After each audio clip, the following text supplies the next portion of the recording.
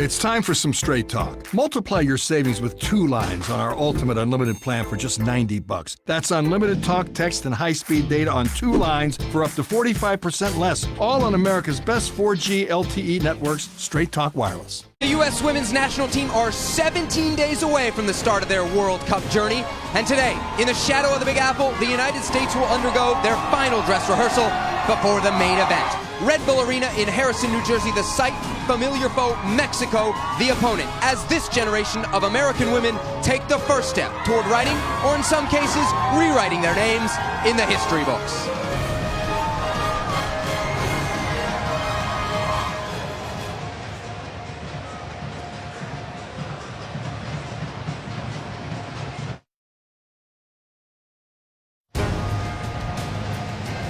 Welcome to ESPN's coverage of U.S. soccer, brought to you by Volkswagen. We are coming to you live from Red Bull Arena as the United States hosts Mexico in their farewell match before departing to Europe and the 2019 World Cup. A picture-perfect day in New Jersey as we get set to bid the ladies of summer adieu and good luck in France. Great to have you with us from here at Red Bull Arena alongside Olympic and World Cup champion Kate Markgraf. I'm Sebastian Salazar. We will be joined in just a little bit by Ian Darke and Julie Foudy. They'll be on the call for today's match. I always think we got to start these shows at like 30,000 feet, big picture. This team is the defending World Cup champion, but the rest of the world is catching up. Is the U.S. still, Kate, in your opinion, the team to beat? I think the U.S. is definitely the team to beat because they are a team of 23. That 23 is the best collective 23 in the entire world. Now it just matters what happens after the group stage, because they're going to get past the group stage. But how can they manage minutes, player personnel, to bring out the best of their personalities, both on the field and coming off from the bench? We mentioned that the U.S. are the defending champions, but things are different than they were in 2015. Carly Lloyd, the hero of the finals, now coming off the bench. Hope Solo is no longer in goal. It's the first time for that in almost more than a decade. This team is different. Could it be better? This team is absolutely better than it was 4 years ago. Absolutely better. Absolutely better in terms of the player personnel. Now, what they've done is since the loss in 2016 in the Olympics, they've become a more attacking roster. They've gone from a 4-4-2 to a 4-3-3. They say it is made them a bit more vulnerable defensively. I say they create a lot more gaps because sometimes they lack discipline in sitting in their respective positional channels. If they can do that, if the players have the self-belief and are a little bit more disciplined defensively, they can absolutely win this thing. That's a high bar to reach, but if you say they're better than the defending champs, we'll take your word for it. All right, this is the third of the send-off series. Let's take you back to the beginning.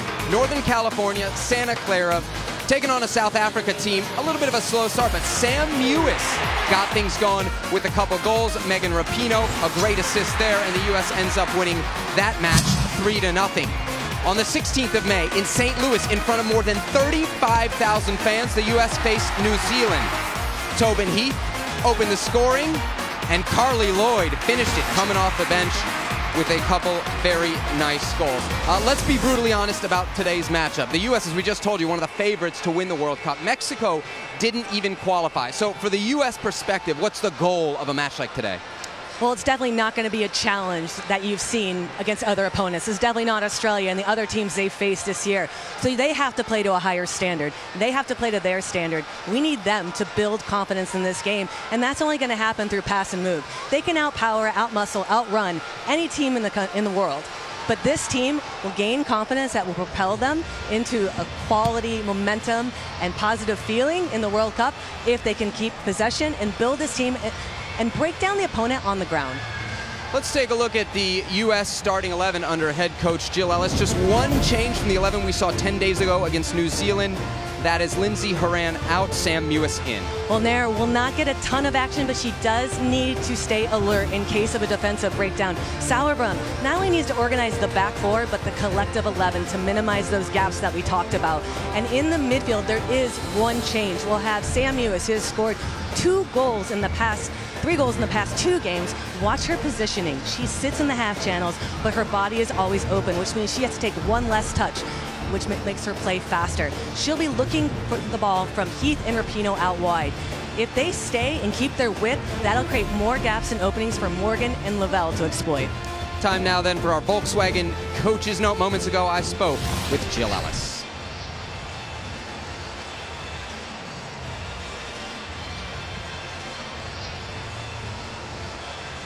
Coach, in the 3 send-off series matches we've seen you use, with a few exceptions, pretty much the same starting 11. How close do you feel to knowing your starting 11 for when the World Cup opens? Yeah, I mean, I think we feel close. I mean, obviously people are going to draw their conclusions, but I think as coach of this group, like, we have 23 players able to start and focused and ready, but building cohesion is important, and that's probably what you've seen.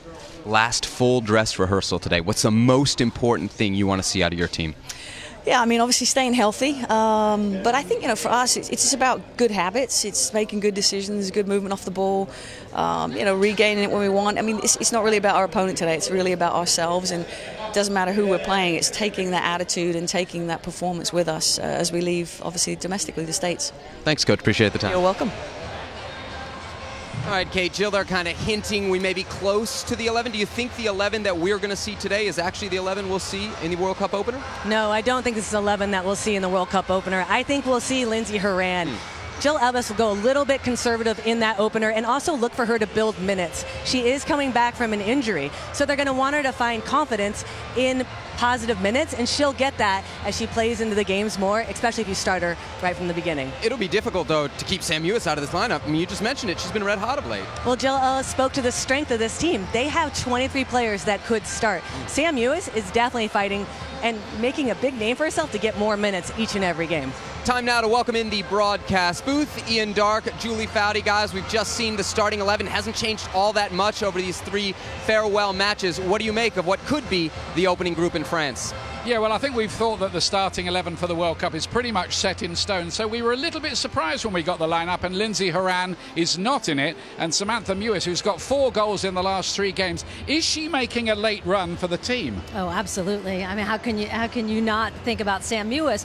But interestingly enough, I think I would have gone with Lindsey Horan, because Lindsey Horan, as we've seen in 2018, when we've seen her at her best, she is an impact player, the impact player that Kate was talking about earlier, that they wanted in the lineup, changed from 2016 and the loss to Sweden in that quarterfinal. So I think you get Lindsey Horan confident, give her those minutes, because Sam Ewis, she's been so good coming off the bench and starting both ways. Here's one thing I worry a little bit about the USA. If you boil this season's fixtures down, they've let in 3 goals a couple of times against rated opponents, against Australia and against France, 2 against England and Japan. Is that a concern going into the real business later on in that World Cup? Well, and especially because I think you could make the argument that the narrative for the 2015 Women's World Cup and them winning it was on defense. Right? They had Hope Solo in goal. They had a very solid back line in that last World Cup. And so it is an issue. There's been a lack of consistency. There's been leakiness that we don't traditionally see with that back line, some vulnerabilities. They finally got Kelly O'Hara back on the right side. They have Crystal Dunn playing on the left. So right now they're looking for confidence and continuity with that back line. We're being a little bit picky. I agree with Kate. I think the USA are the team to beat at the World Cup.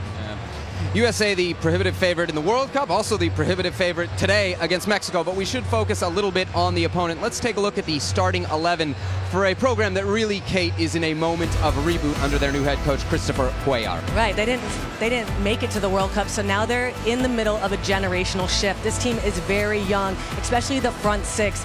Watch Nieto and Robles. They'll try to hold on to the ball because they are a team that is better with the ball than without it. And defensively, Laura Romero will try to anchor this more experienced back line. She plays for the Houston Dash. She's used to the physicality. And playing against Alex Morgan, she's going to have to hold this back line together compact in order to prevent quality goal-scoring chances. All right, then time for us to take a quick break. Up next, we'll take a look at the U.S. World Cup group and the challenges that await in France. U.S. and Mexico, minutes away here on ESPN.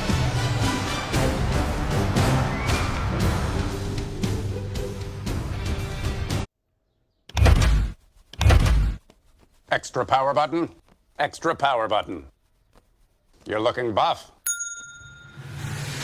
May is Maytag month. Get great deals on powerful Maytag appliances right now. When you rent a car on Turo, you're renting from a real person. No shuttle rides, no waiting in line, and no wandering a car lot. This is your rental counter. And this is you, already on the road. With Turo, this is compact, standard, and full size. This is better than your typical car rental. This is Turo.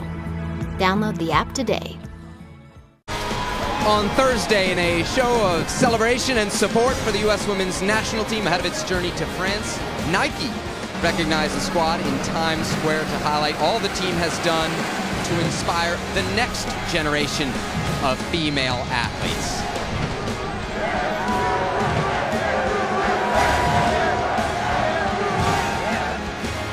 And we welcome you back into Red Bull Arena, Harrison, New Jersey, where the United States will face Mexico in just a few minutes in their final farewell match before departing to the 2019 Women's World Cup.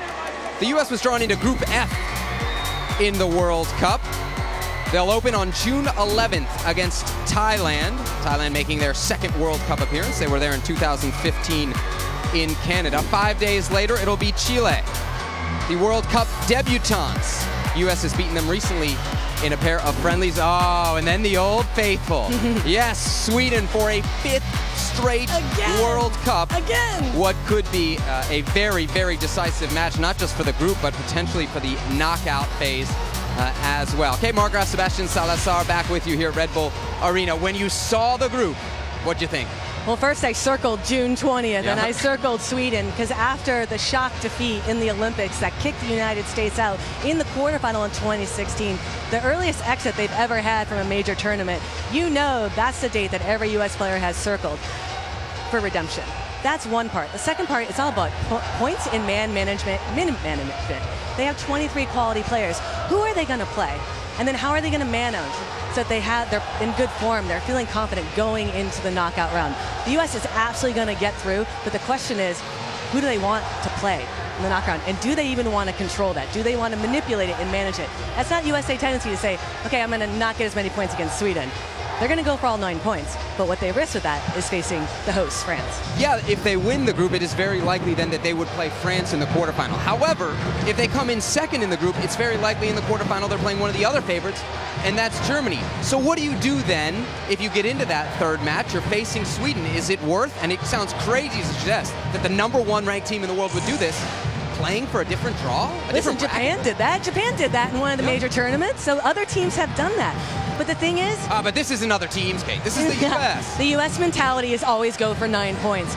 And people may criticize, like, oh, it's not mature, you can't rely on your mentality. I get that. But when that mentality is the cornerstone for your confidence, you have got to stick to what has made you great. That infrastructure, that underpinning of your foundation that has built this entire team, the history of winning, you go with that experience and you go for the 9 points. Well, we mentioned Sweden, so of course we have to acknowledge the long history between these two teams. And I'll take you back to 2011. Same exact situation. USA-Sweden met on the last day of group play. Sweden won the game, and the U.S. as a result had to play Brazil in the quarterfinal. It took 122 minutes and a late goal from Abby Wambach to get through that quarterfinal. And I remember who was calling that game. Ian Dark and Julie Foudy. They join us again. Guys, this Sweden boogie woman seems to keep popping up, but I'm really curious what you guys think about the prospective paths for the U.S. through this tournament, depending on how they end up in the group phase.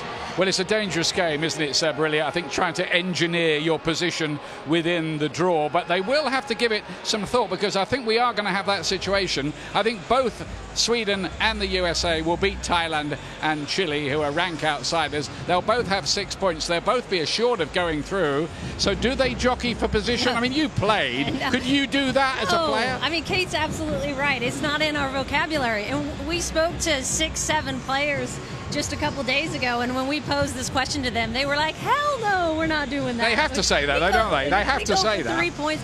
Well, and what kind of message is that to your team if you're saying, well, we really don't want to meet France in the quarterfinals, because it says it senses a lack of trust in beating France. And remember, the U.S. lost to France in January 3-1, and so this U.S. team is eager to get another shot at France. So I think they absolutely go for 3 points in that Sweden game. Let's talk about some of the other contenders. We know about France, who beat the U.S. back in January by 3-1. Very good technical team. And they beat Thailand, by the way, last night, 3-0. The U.S.'s first opponents. France missed 2 penalties and left a few out as well, so should be okay. Who else do you like in this World Cup?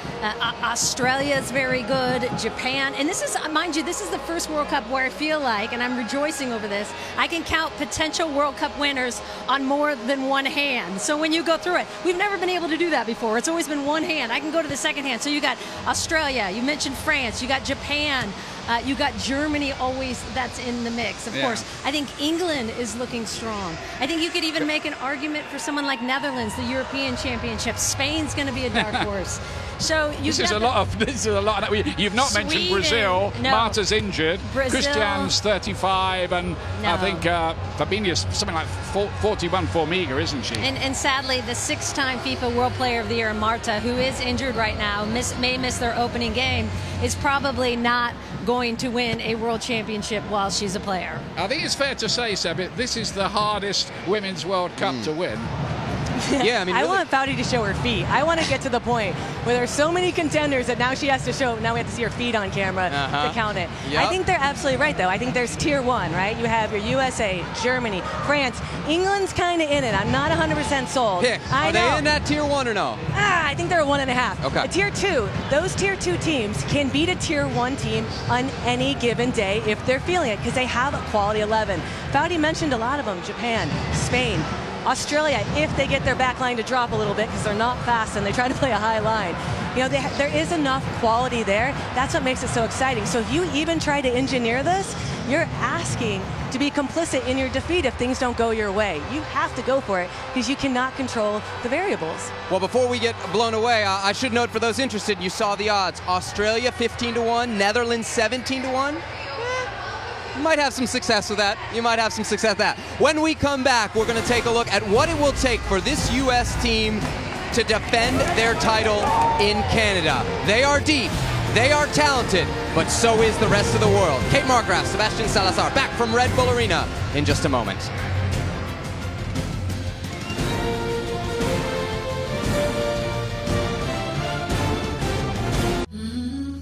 When you rent a car on Turo, you're renting from a real person. No shuttle rides, no waiting in line, and no wandering a car lot. This is your rental counter. And this is you, already on the road. With Turo, this is compact, standard, and full size. This is better than your typical car rental. This is Turo. Download the app today.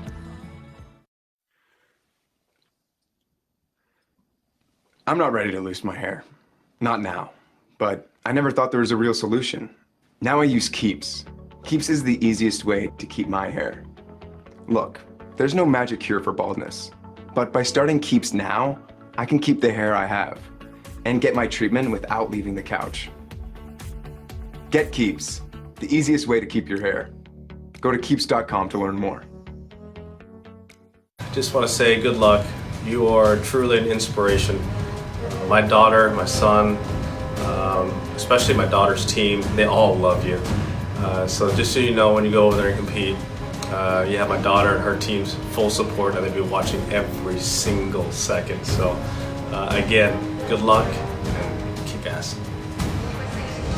Good to see the soccer dads out there getting involved. His daughter Sam, quite an accomplished player. Here are the scenes from earlier today, and what a scene it was, Kate. I mean, really remarkable. This was a couple hours ago, and fans were lined up 6-7 deep to welcome this team to Red Bull Arena. All right, Kate, we've talked about this team's group. We've talked about the other teams that could potentially win it. Let's dive in, though, a little bit on the U.S. What are their keys to success as far as you see it in France? I think we can start with the attack, the top of the field.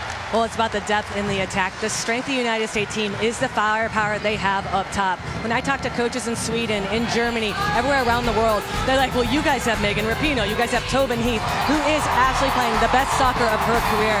How are you going to stop that? And then guess what? Look at your bench. Look at the game winners on the bench. So in all honesty, we talk about some vulnerabilities, but if this attack brings it, the first three or the next tier of three, can you imagine trying to defend that? It makes them so difficult to plan and scout around. We talked about it at the beginning of the show. We just saw her, and you referenced her off the bench. Carly Lloyd off the bench. How's that going to work? It's all about man management. And Jill Ellis has told us, she's told Carly right from the beginning, this is what I see your role.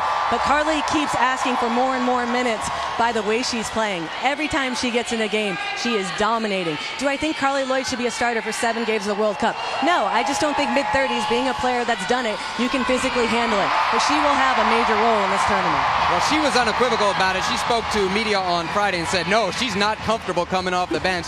That's not a surprise for anybody who's covered Carly Lloyd. Let's switch to the defensive side of this team. How do they stack up heading to France? This is the most vulnerable defensively I've seen the United States in a long period of time. And not because of the quality of players. It's more because of the gaps that are opened up in the system that they play. There are so many channels that make it difficult to control the opponent without the ball. They have given up so many counter-attacking goals, more than we've ever seen. It's going to be key for someone like Julie Ertz to be a bit more disciplined and hold defensively to shield that back line. As well as individually, they need to have better footwork. When I watch defenders, it's all about footwork.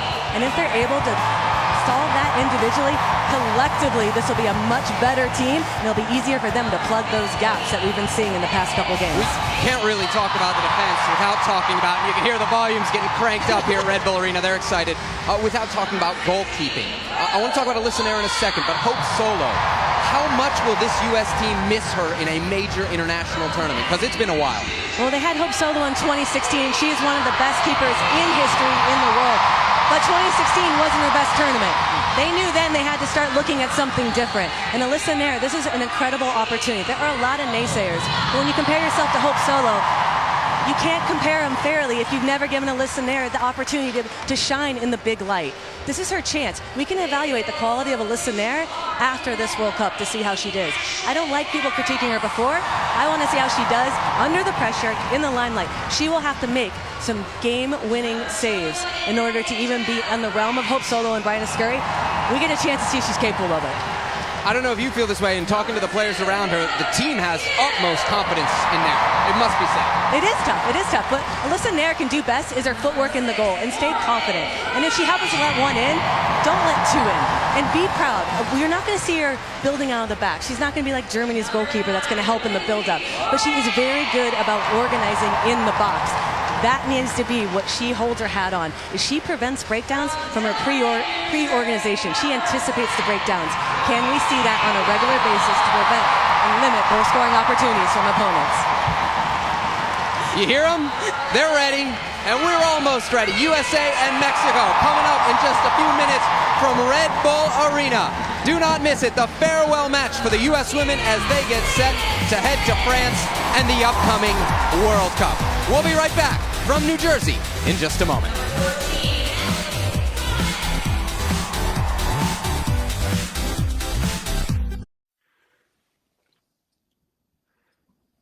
I'm not ready to lose my hair.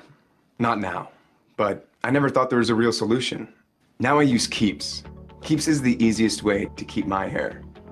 Look, there's no magic cure for baldness.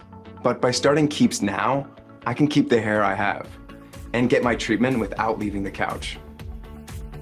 Get Keeps, the easiest way to keep your hair. Go to Keeps.com to learn more.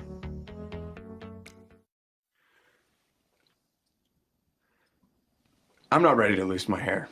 Not now. But I never thought there was a real solution. Now I use Keeps. Keeps is the easiest way to keep my hair. Look, there's no magic cure for baldness. But by starting Keeps now, I can keep the hair I have and get my treatment without leaving the couch. Get Keeps, the easiest way to keep your hair. Go to Keeps.com to learn more. The U.S. women's national team is heading to France for the FIFA World Cup. World Cup atmosphere is like the dopest. It's hard to describe. The senses are all heightened. Everything is just intensified. Energizing. You can feel the crowd, you can feel the passion. This time, for the third time as defending champions. The team's different, competition's different. It's a completely new World Cup. But 2015 was 4 long years ago. We haven't done anything yet, you know? We have everything to prove. The challengers and challenges are many. Our biggest challenger is everyone. Every team that we step on the field with. Every single game we prepare like it's the World Cup final. But the U.S. will once again be victorious if we win the World Cup if we focus on ourselves. bottom line. And that means finishing our chances, and that means denying the other team their chances. Today, we send them off in style. For this team, we're always at our best when we're brave on the ball, when we're brave without the ball. It's the final test before the World Cup. When it comes down to it, we will be brave. And it's now.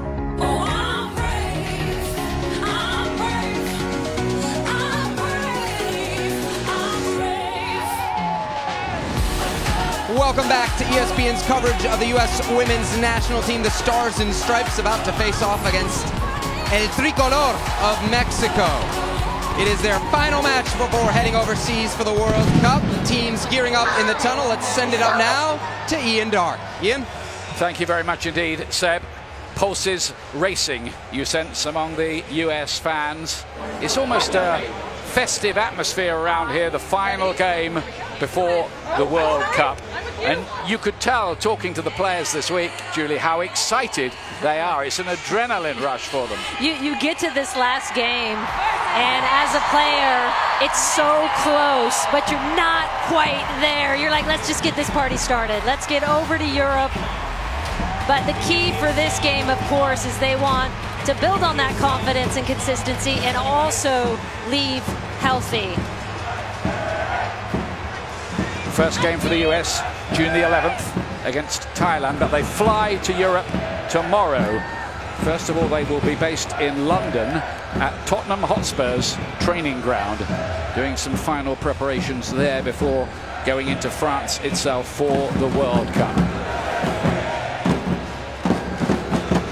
Expectation levels, as ever, high. First of all, of course, we'll have the national anthems. First, that of Mexico. Ladies and gentlemen, please rise and remove your hats for the playing of the national anthem of Mexico.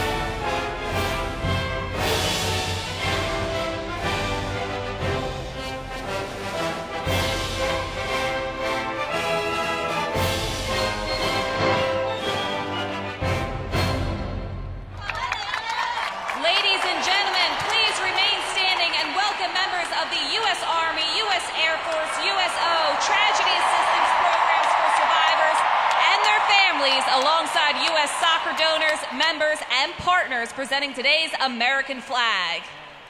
Performing today's Star-Spangled Banner, please welcome 96-year-old World War II veteran, Pete Dupre.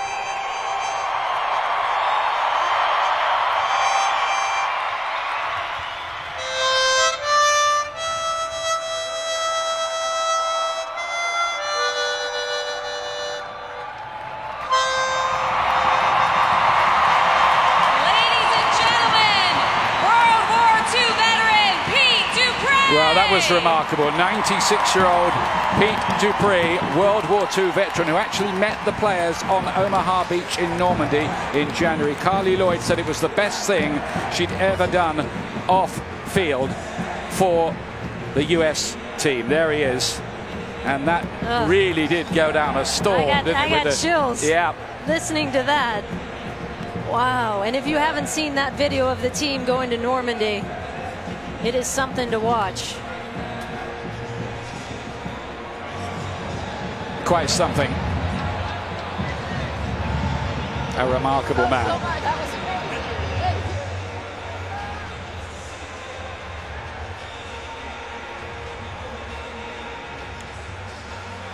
So all set to go here. The US playing their final game on American soil ahead of the World Cup. Jill Ellis winning the World Cup 4 years ago. I think there's a tear in her eyes about the preamble there today. Pretty moving. Just to check again on the US lineup today. One change from the side which beat New Zealand. Sam Mewis coming in midfield for her 50th cap, being preferred to Lindsay Horan today. Tobin Heath's winning her 150th cap, and 4 of this team, Dunn, Dalkamper, Mewis and Lavelle, will be going to their first ever World Cup. And worth mentioning again, 4 goals in her last 3 games. We thought Lindsay Horan getting that start in midfield, but Horan coming off a glute injury, still trying to monitor her minutes. And what a good option you have in this player, Sam Mewis, who is playing so very well. And that is exactly what they're going to want going into this World Cup, some depth. Mexico didn't make it to the World Cup. It was a stunner for them.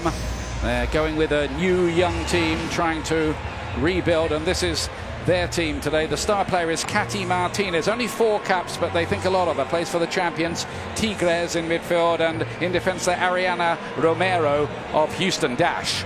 Yeah, and Martinez, I mean, this is a young star that they're so looking forward to. 29 goals in her 36 games in that fairly new, a few years now, women's professional league in Mexico.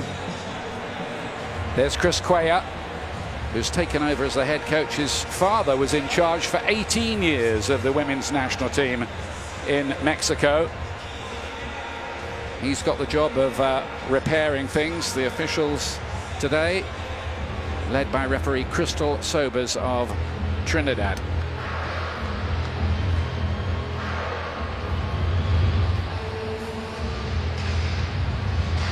It will be a surprise if the US fail to register a pretty comfortable win here, as they have done in the other games in the send-off series against South Africa and New Zealand. You've got a team here who are absolutely primed, ready for a big tournament, and the Mexicans in a transitional experimental phase. Absolutely, and this is a chance again where this U.S. team is thinking, okay, consistency, continuity, especially for that back 4, which, as we talked about in the open and the pregame, much more vulnerable than we've seen them in World Cups past and years past. And especially getting Kelly O'Hara back finally at that right back position, which we know has been a revolving door for the women's national team. Lovely surface here. We say warming up for the World Cup, we mean warming up. It's forecast to be 87 degrees today here. Sudden heat wave in the New York area and beyond, I should think, too. Understand there might be some water breaks later on in the game to help the players out if it really does warm up. This is Jimena Lopez feeding inside his Ovalle. Scored in this stadium the other day when the Mexicans were beaten 2-1 in a behind closed doors game against New Zealand, who the US beat with room to spare the other day. Heath trying to lay it back, playing in her home state. In this, her 150th cap, and she's really been among the goals lately.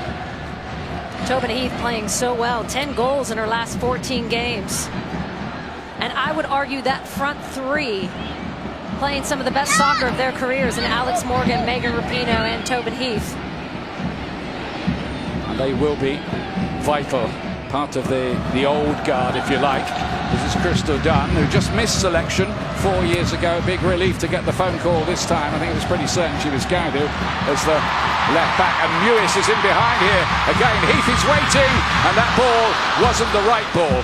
Too much on it, but there was a chance for the US to go ahead straight away. Not the right ball, but definitely the right run. This is what they want to see out of midfield. That's Sam Mewis, the attacking center midfielder, getting into that final seam. And that's an easy ball and goal across to Tobin Heath, who's making a wonderful run on that backside. That's one you got to connect on. But Jill Ellis will be pleased in getting that attacking center midfield position. Both of those, Rose Lavelle and Mewis today, in higher positions.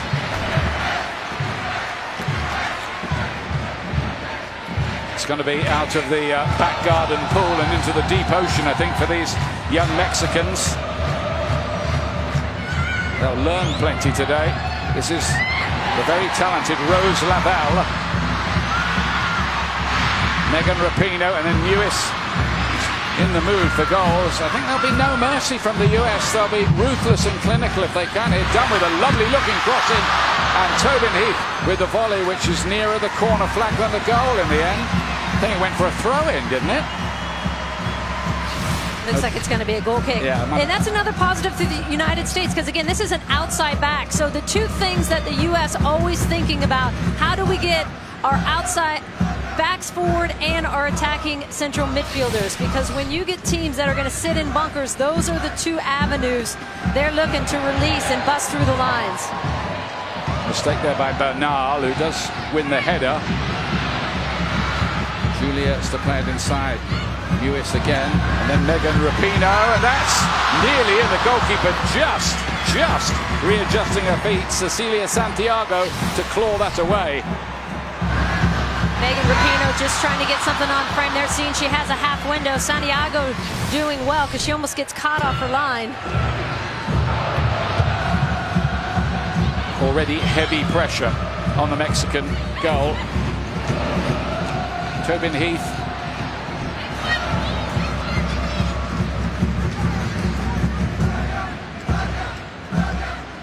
Here's something. The US have not won in their last 3 matches in this stadium. Unusual for them. Well, 2 of those have been She Believes matches, so good matches.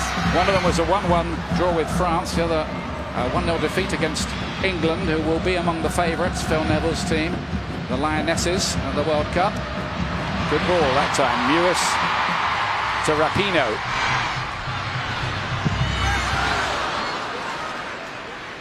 Loads of the ball, just a little wasteful early on. Now that one went for a throw-in, Ian. But again, you get Sam Mewis in a high seam who finds Megan Rapinoe. And this is what they want to see from that front 3, because any of those 3 can beat players face up, take them on. And that's the challenge for any team, is how do you mark one of those, 2 of them? How do you then contain all 3? Can't get out. Mexico keep the ball. Juliet's just quick enough to that one. It's Becky Sauerbrunn. Their 3rd World Cup for her.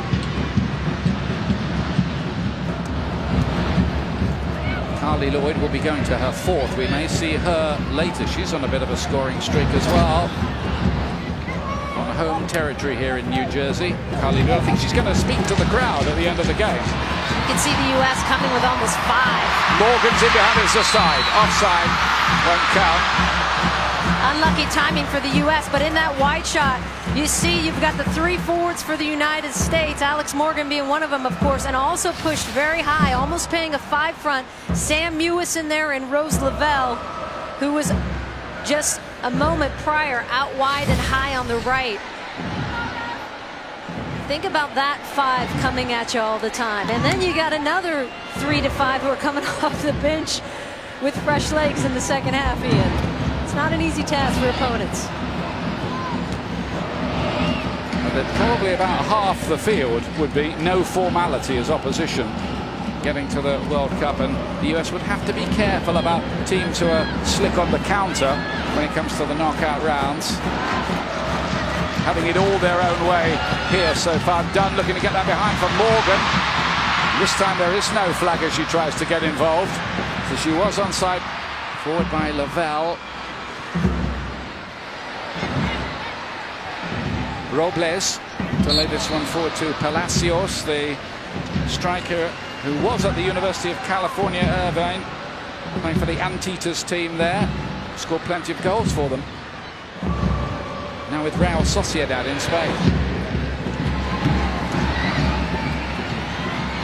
Heath again on this pristine surface. Lovely reverse ball from Lavelle to Heath. And back here it doesn't quite work. Hammered away by Rebecca Barnell. Wonderful ball in by Rose Lavelle. She makes the defense shift to the left and then finds a little seam, and this is what Tobin Heath likes to do. It doesn't come off, but she can be so creative in those gaps.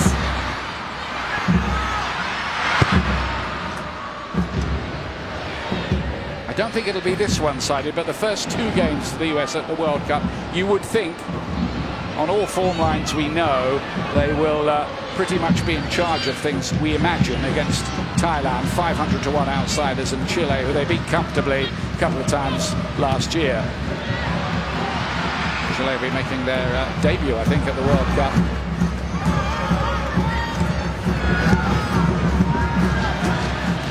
Goalkeeper gives it straight to Lavelle again. Surely only a matter of time before the first goal arrives, but Santiago makes the save. This goalkeeper, by the way, for Mexico, the youngest ever World Cup keeper when she was 16 back in 2011. Played in the CONCACAF Gold Cup when she was 15.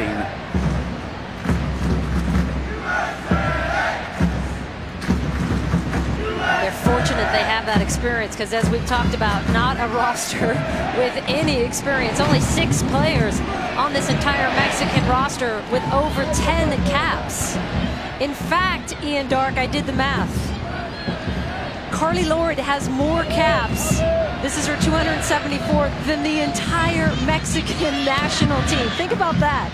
They're at 261, the entire team. Carly Lloyd's at 274. I wonder what you were doing over breakfast in the hotel, counting up on your fingers.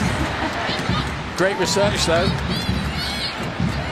By the way, Carly Lloyd will equal your number of caps today as she comes on. 274 it'll be. She's 4th most of all time. Mexican's able at last to put a few passes together. Ovai. Then Joana Robles wearing the number 8 for the Mexicans. Nieto, the hard-working midfield player. This is a little bit better from them. Now Kenty Robles. Nieto again. Passes a little on the ambitious side for... And if you're Mexico, that's where you want to just keep it. We heard Chris Cuellar, their coach, yesterday saying, if we're chasing Mexico all game, meaning if Mexico is chasing all game, then that is going to make for a long 90 minutes. So slow the game down when you get it offensively for Mexico. Keep that ball. Pino down. Quick feet, clever feet from Sam Lewis. Again, that final ball, not quite the one that the US would have been looking for. Oh, and the goalkeeper's made a present of it to Tobin Heath here. She can put the US ahead and does. Well, it was a horror story for the Mexican goalkeeper, Cecilia Santiago, and Tobin Heath said, thank you very much indeed.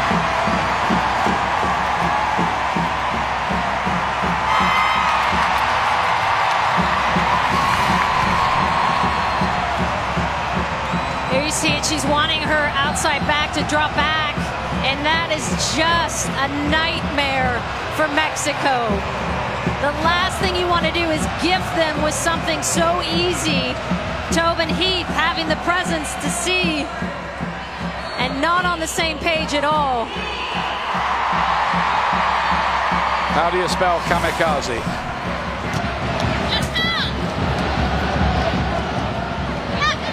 As if it isn't hard enough for Mexico. It really was a giveaway goal, a misunderstanding between the goalkeeper and Rebecca Bernal.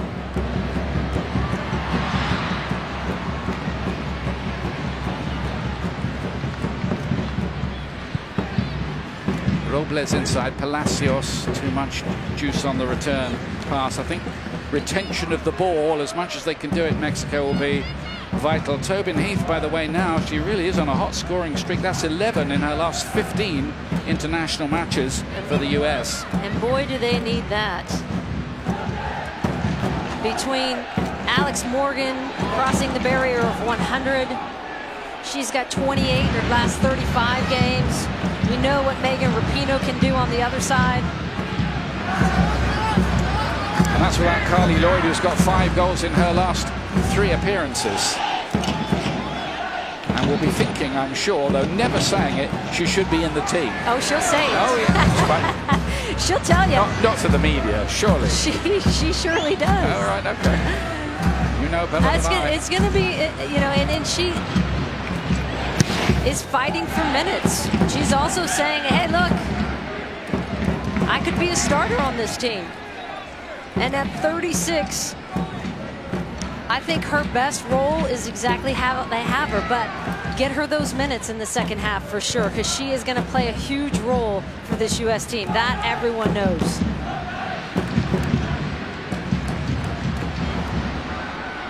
World-renowned as well, Carly Lloyd. Is Kelly O'Hara getting fitter all the time after her ankle problem.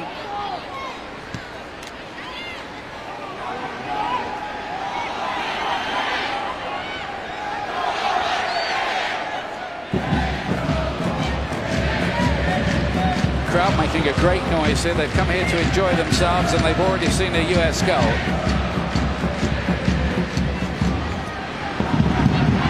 Crystal Dunn. Play all over the place, including striker, as she has done often enough in the past. Settled in that left back position now. Heath. Out the right angle, and goalkeeper at the second attempt grabs it. Heath raises her hand, knows that's not the ball she was wanting. And Mexico playing a very high back line, which is a dangerous game. You want to keep the game compact, but with the speed you have on the front line, especially in that Alex Morgan, wouldn't be surprised to see some of those balls flighted over the top, testing that high line.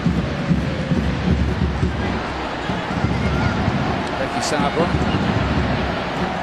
It's going to be a tricky job today, I think, for Alyssa Naya, the goalkeeper, because she probably won't be employed that often. Have to keep her concentration up.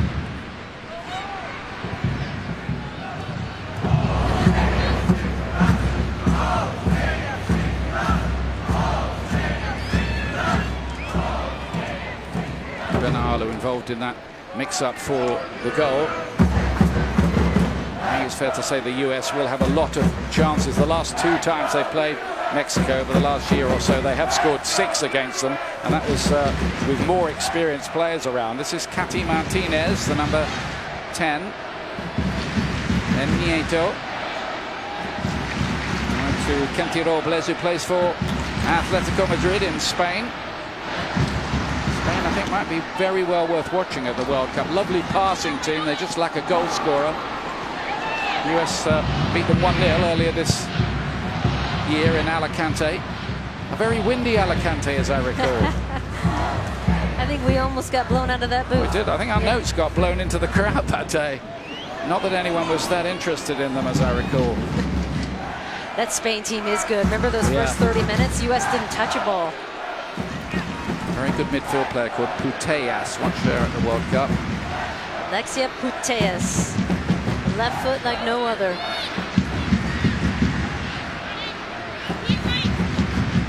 Mexico didn't make it, by the way, to the World Cup because Jamaica did. And Jamaica, the Reggae Girls, as they're known, are being financially supported by Bob Marley's daughter. She has been, Stella Marley has been tremendous in saying we don't do enough for these women. I'm here to support them. Let's get the nation behind them. And here they are going, Jamaica, to their first ever Women's World Cup. But think about that. With the expanded field of this is the second World Cup with the expanded field of 24 teams. You get 3.5 teams, meaning if you win the playoff, if you're the 4th team out of CONCACAF against South America, you also go. And Mexico couldn't even get into the top 4 there in CONCACAF. Certainly food for thought for them. It's 2-1 for Heath that time. By the way, the Jamaican team, including exciting young player called Khadija Shaw, who lost 3 brothers to gang violence and a 4th in a car crash. It's one of many stories that you'll be reading about ahead of the Women's World Cup. Most unspeakable tragedy.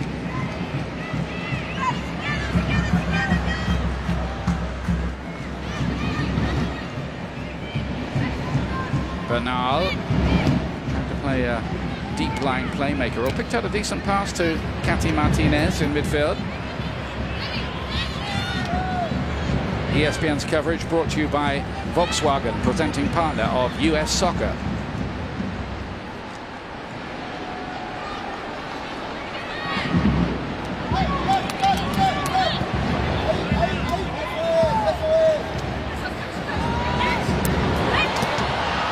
Rose Lavelle.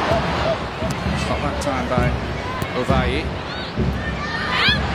One back by Alex Morgan. And then Espinosa getting involved.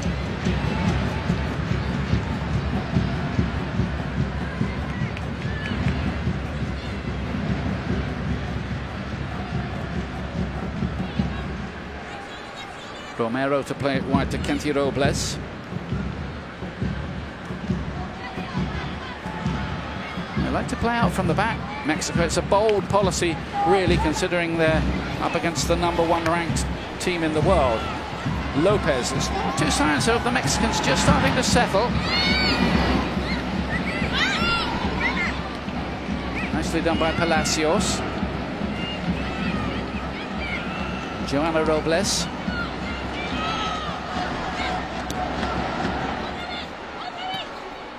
Passing the ball quite pleasingly. Espinosa couldn't quite reach that, and that was a little carelessly given away by the Mexicans. Lovely ball that from Rapinoe to Lavelle. Morgan's time to run very, very well. Not going to quite get there though. There is acres of space behind that high line for Mexico, and one of these is going to connect. We've seen now 3, 4, and they're just off in that final third. But these are the high lines that Alex Morgan loves. I have to say, so far the US, with a lot of possession in attacking areas, haven't really made it count that much. Well defended by Dahlkemper. Dependable Julia Ertz in the middle of the pitch. He'll be a vital player with a big role. Might need a bit of support for some of the bigger games later on in that holding midfield position.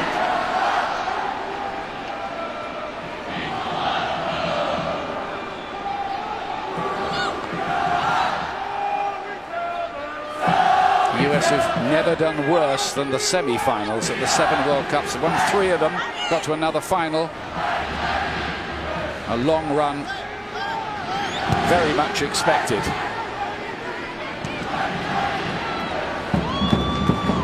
Nicely done by Megan Rapinoe. Ertz is ball wide. He's got a lot of space out here. Alex Morgan waiting in the middle, but again the quality of the cross isn't quite what the doctor ordered.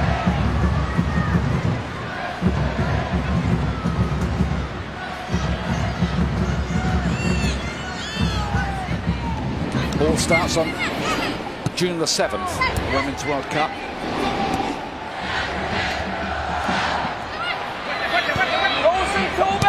I think when you look at the clock, you're 20 in, and the U.S. has had a ton of the possession. But to your point, Ian, what are you doing with that possession? How many missed opportunities in that final third, which allow Mexico, even with the huge mistake they made, to stay in this game? And there is so much space in midfield, so they're finding those seams well in midfield, but it's that final third, which has been a focus for Jill Ellis. And how you're connecting. We saw it against New Zealand, we've seen it against South Africa. And eventually they wear them down, but against the better teams is what you're always thinking. Against the better teams, are you missing out on these wonderful opportunities early in a game to finish this game off? Yeah, because against the better teams, there'll be less opportunities to take. Absolutely. Becomes more important. Having said that, it is always a little bit surreal, this final game. Nobody wants to get injured. The plane leaves tomorrow and all that. Kenty Robles up towards Palacios again. And good battling by the Mexican team. They're going to get a free kick as well here. I think she's trying to win the fashion stakes at the Women's World Cup, isn't she? Megan Rapinoe with the pink hair.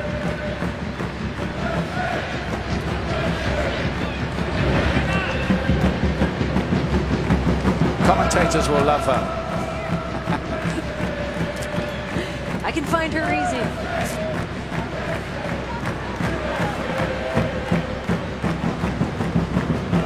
Trying to direct operations from the back, wanted a bit more movement ahead of her. Looks composed back there, not a mistake aside on the goal. Speaking of Megan Rapinoe, Ian, we were talking at the media day on Friday, and I said, hey, how do you feel about going back to France? Obviously, she played over in France, and she said, you know, the French people didn't know what to make of me. They thought I was absolutely crazy. And she said, one of the great lines I love, she said, I think that says more about you than it says anything about me. To her French players. I think a few of the American team have played in France, haven't they, in the past? Alex Morgan, Lindsay Horan, and Tobin Heath has got the goal here. I think they're planning to go back to some of their favourite restaurants if there's time. There might not be. Morgan Bryant as well, who we haven't seen playing for the US, though she is in the squad. Haven't seen, I think, since beginning of the year against France. Getting fitter all the time. I don't think we'll see her today either, probably. And Tiana Davidson's another one who won't be in action here. She's just recovered from concussion. Been through the protocol, back training, back 100% fit and clear, but not done much training, so won't play in this one. Very promising young defender.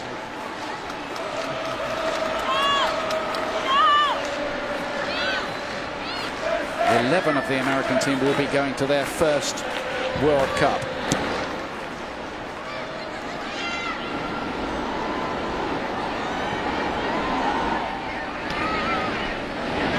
Jimena Lopez.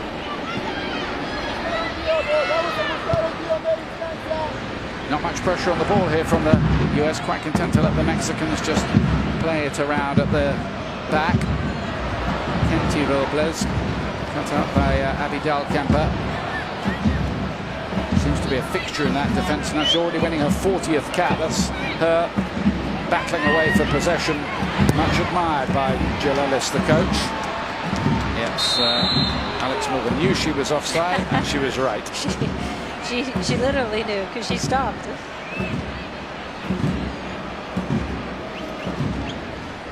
Scored in the 2011 final, Alex Morgan.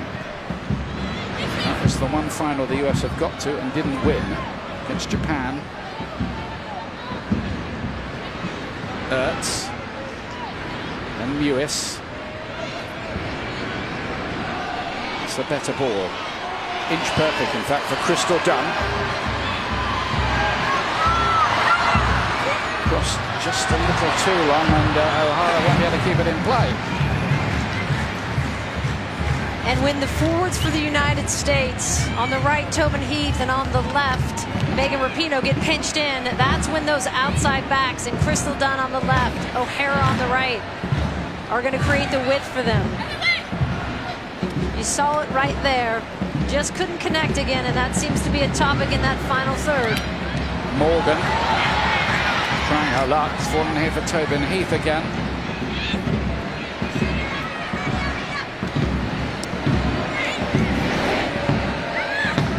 Really good crowd turned up to support this, even with the noon kickoff local time.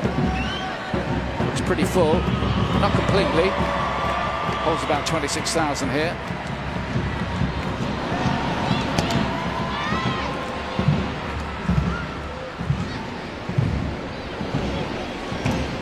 Kenty Robles. Good pressure from the US. They've got it back again.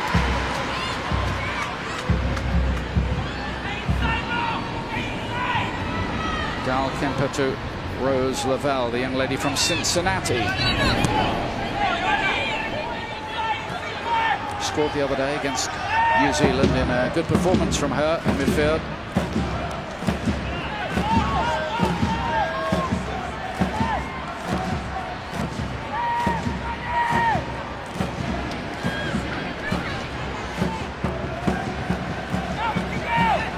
Kelly O'Hara. Movement ahead of her. Away by Bernal for the Mexicans. And here's Lewis looking to break in between the defenders. Bernal got it away, but only to Rapinoe. Heath couldn't reach it. O'Hara almost sat there for a cross shot from her, which she didn't really want to take on. Lavelle might take on a shot though. She does.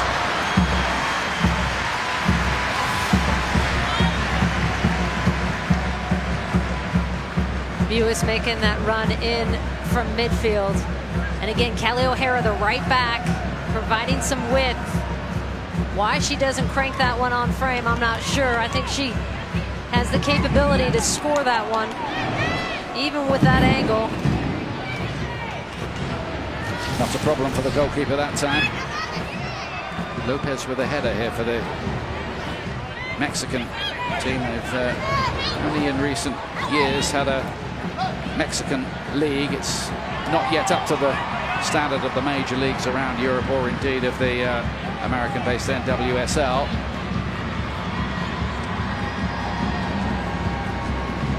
But I think the coach, Chris Cuellar, might be quite pleased with the way they've stuck to their task here in this first half. And also pleased with how they got back from that mistake. Done. Morgan! Massive chance, and she would take that one, you'd say, 98 times out of 100, but not this time. And this is just one that is a gift. Again, making the good run. Crystal Dunn and Morgan in the position and on her favored left foot as well. And it's a case where you take your eye off the ball just a fraction. And she's staying down. Just want to give it a treatment by the look of things here. Alex Morgan, who'd have thought 101 goals for her country? It looked, well, for her, it should have been a routine chance.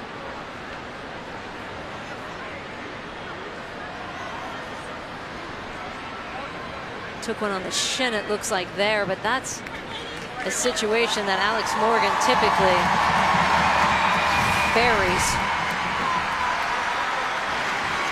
Sure, she's saving them up for France. There's always a little bit of concern, isn't there, among the physios and the coach when anybody goes down with an injury. And this is exactly what you obviously come in as a player not wanting to think about backing off of tackles or coming in without a full commitment, but you also go, God, the last thing you want to see is a player limping off the field.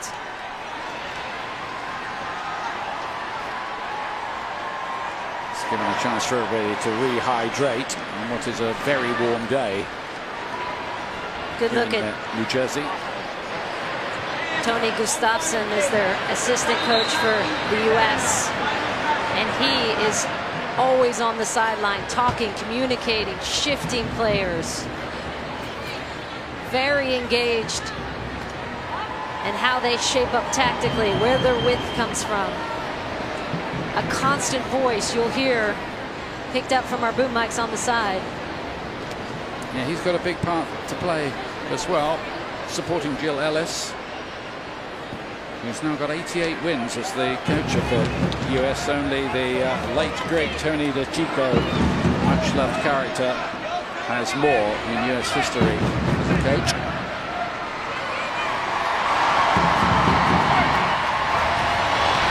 Lavelle. Morgan. Able to turn. Dunn. Rubino wants it out wide. Dunn easily got through the challenge, a bit too easily from Espinosa, but it's picked up by Joanna Robles. He's played a pretty composed game there in central midfield, but the Mexicans just guilty of giving the ball away a little too cheaply.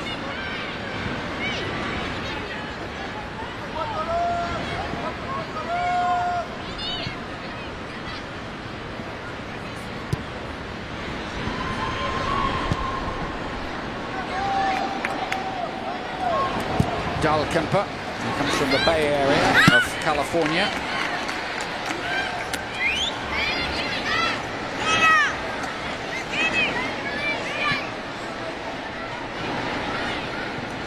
Well, to be honest, when we were looking at this game beforehand, we were kind of thinking, how many would it be? But the answer to that at the moment, after over half an hour, is there's only one. Lavelle. O'Hara just played in slightly behind her, and the momentum of the attack was lost in that moment.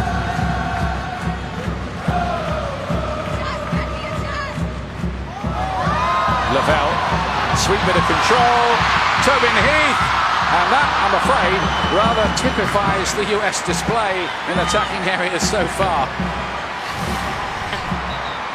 Kelly O'Hara popping wide, pulls that defender just a fraction to open up that seam. And to your point, Ian. Oh, another opportunity goes back, this time Mewis with a header over the bar. It's not because they've had a lack of opportunity to get it on frame, and that is a positive. You're creating the chances, but the thing you want, as we've mentioned before, going into a World Cup, is that sharpness in front of goal, because there's not going to be as many looks.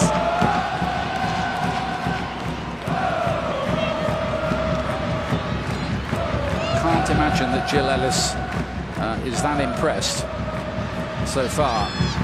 Espinosa here for Mexico. Jimena Lopez, who plays for the Texas A&M Aggies college team. Palacios. Nicely done. Good bit of hold-up play. Kenty Robles with the cross. And a chance may be there for the other Robles, Joanna, to let a shot go. Morgan is onside here. A one-on-one. And the goalkeeper denies her. Well played that by Santiago, and this is proving a rather frustrating phase for Alex Morgan. Well done on the counter by the U.S. Morgan seeing, that was a close one there, seeing she had all the space in the world, and Santiago, what a good save. Keeping Mexico in it. Yeah, made amends there for her error on the goal. Lewis away by Lopez. Ovalle unable to control. Only 19, Ovalle.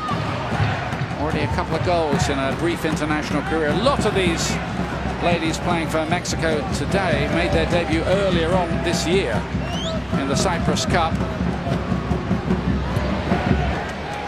Little clue as to their form was they were beaten 5-0 by Italy there, who are not among the favourites for the World Cup. And mind you, Mexico is thinking, they have, of course, Pan Am Games in July, but really their next major tournament is not until 2023. I mean, that's the killer of not qualifying for the World Cup, is you miss out on that Olympic cycle as well. Yeah, they've got a few players who were not released by their clubs because this is not a FIFA date. Notably, Charlene Corral, Stephanie Mayor, Neely Rangel, and Monica Ocampo. they will be back in the squad for that tournament you mentioned coming up in July. Here's Mewis again.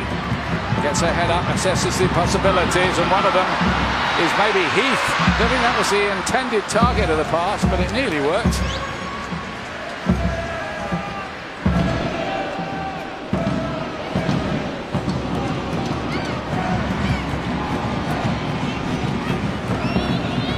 Our next MLS match of the week is on Saturday. Carlos Vela and Western Conference leading LAFC at Providence Park to take on the Timbers. Good game, that one. 10:30 Eastern, 7:30 Pacific on ESPN2, ESPN Deportes, and the ESPN app. For all your soccer needs, check out ESPN FC on ESPN Plus every day. Good game to look forward to next Saturday. Major League Soccer.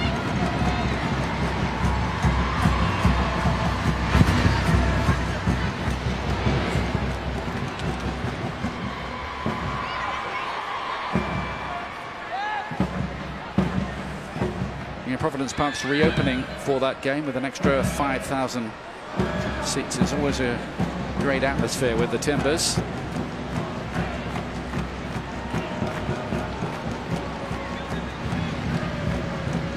Kelly O'Hara. Lavelle was just played into a bit of trouble, really. And then Ovayi up to Martinez, trying to get Palacios in behind.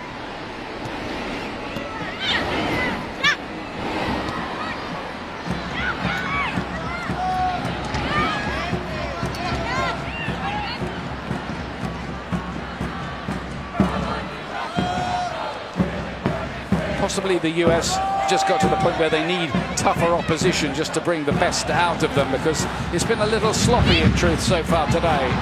But Dunn's quick. That was well defended though by Kenty Robles, the most experienced of the outfield players. It's her 63rd cap, the right back. She's got a yellow card for that. I think she also got a yellow card for Crystal Dunn wanting to take a quick restart. Watch Robles. Not going to see it, but she's walking away with that ball, so there's no quick restart happening. Yeah, that's what the yellow was for. Certainly couldn't have been for the challenge, which was... That's a good challenge. Yeah, it's barely a free kick, was it? No, I think it's because she's walking with that ball, knowing the U.S. smartly wanted a quick restart. Megan Rapinoe is going to hit this one. Doesn't come down in time.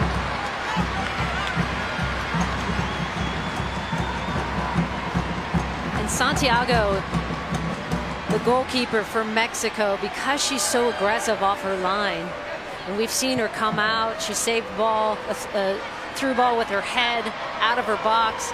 They can play that high line. And the U.S. just unable to exploit it, given opportunity after opportunity. What would be your advice, Julie? You went to 4 World Cups. For the young players who are going for the first time. You just got to enjoy it. It's so hard when there's so many distractions, there's so much pressure, and it's a hype that you haven't seen before. But I think the most successful teams take that pressure as a privilege, wrap their arms around it, and enjoy it. And I think you have a group that's loose enough and experienced enough with this group to do just that, even with the added pressure of being the reigning World Cup champions. Yeah, it looks a good blend of experience and youth. Been quoted at around 7-2 to win the World Cup, about the same as France, the hosts, joint favourites. And honestly, as a player, I would be on this field saying, this is good for us. We're getting this out now, right at halftime. This is good. We're saving it. You spin it in all forms. We're saving it for the World Cup, these goals. But how you respond to these moments is another test for them. What's Jill Ellis thinking, though? Frustrated. What's the coach thinking, do you think, at this point? She's thinking it should be 4-0. Yeah. And how isn't it? And we need to be sharper in the final third, she'll tell them. But as a player, if you start getting down on the field and frustrated by these moments, that's never a good sign. Long time before that first game as well. They're one of the last teams to play at the World Cup, but I think they've got a couple of training games lined up while they're in England. Might even get a chance to mix with some of the Tottenham players just before they go off to play the Champions League final against Liverpool as well. Compare some notes with Harry Kane and Mauricio Pochettino. Now then, Morgan with another chance to do something here. Rapinoe.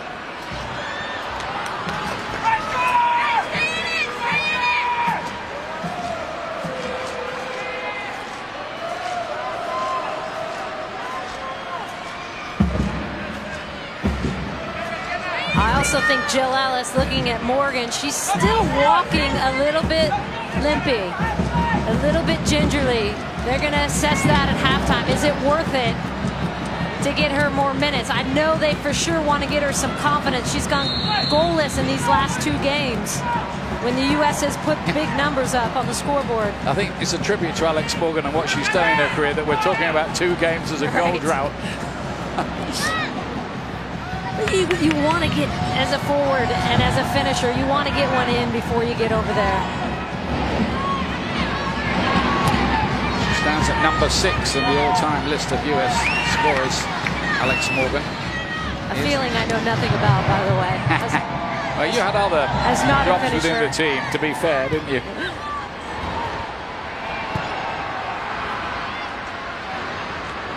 Is Dunn going to get the free kick? But Chris Cuellar, we talked about this just for a moment before, he must be so pleased with the response to that early goal. They give up on a huge mistake, and this young team able to get in at halftime, possibly at 1-0. Here's Heath.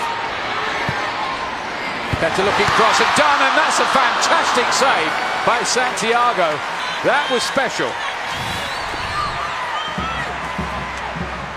And Santiago, with her view obstructed and traffic in front of her, what a quick reaction save by her. Great reflexes.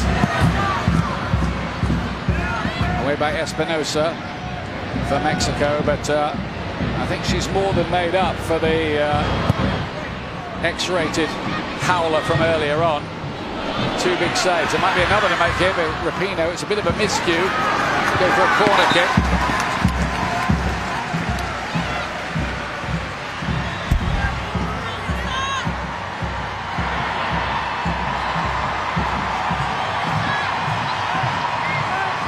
Half-time team talk might be quite interesting, I think, from Jill Ellis. As Rapinoe swings another one deep.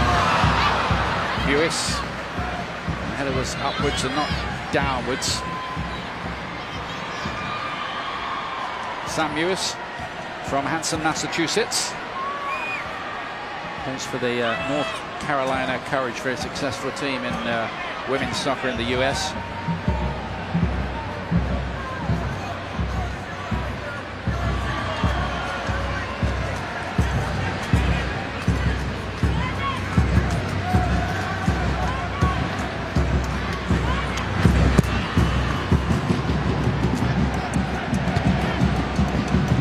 Campus header. Becky Sauer. Heath.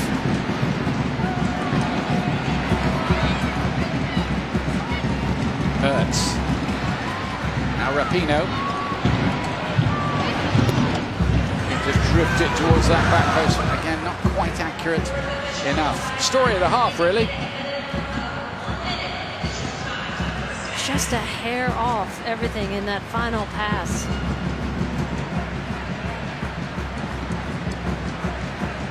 It'll be all right on the night. That might be the theme. Better hope so. The beauty of the U.S. too is the depth they have coming off that bench. In the last game against New Zealand, they brought at the same time Carly Lloyd, Christine Press, and Mallory Pugh on for your front 3 fresh legs. How about that? Yeah, you're going to see them sooner rather than later, maybe today. So Tobin Heath, that's really good play by Ovayi, getting back to get the block in and stop the cross getting in. This is a little morale booster for Mexico after a horrendous time of not even qualifying for the World Cup.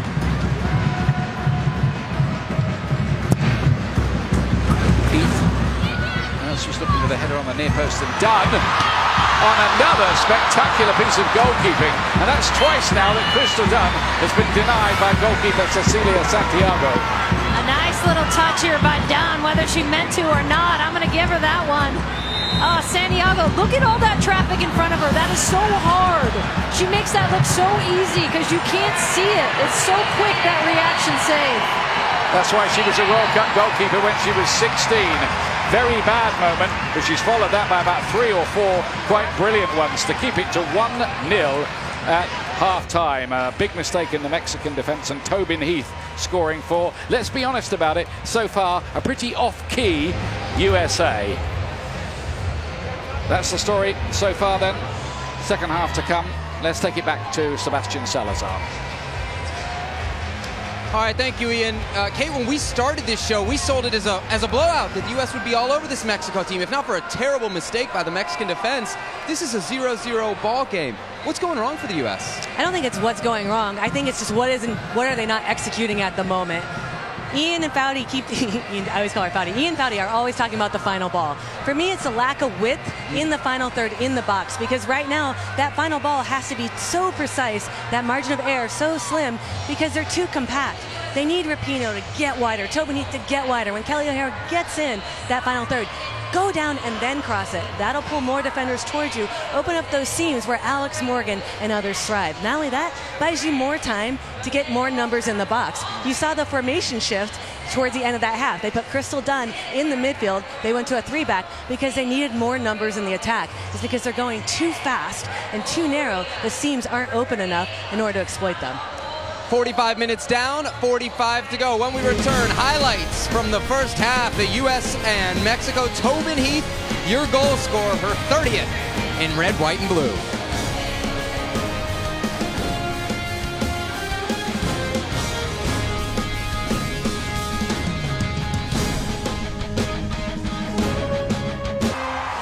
Welcome back to the Red Bull Arena. ESPN's coverage brought to you by Volkswagen. The US leading Mexico by 1-0 in their final game before the World Cup here just south of New York City. Carly Lloyd is among a host of substitutions being made, playing in her home state. She's from Delran, New Jersey. Also on, Lindsay Horan, Kristen Press, Ali Long, and Mallory Pugh, the exciting young wide player. Off, Morgan, Lavelle, Rapinoe, Dunn, and Sauerbrunn. US in their all-white outfit.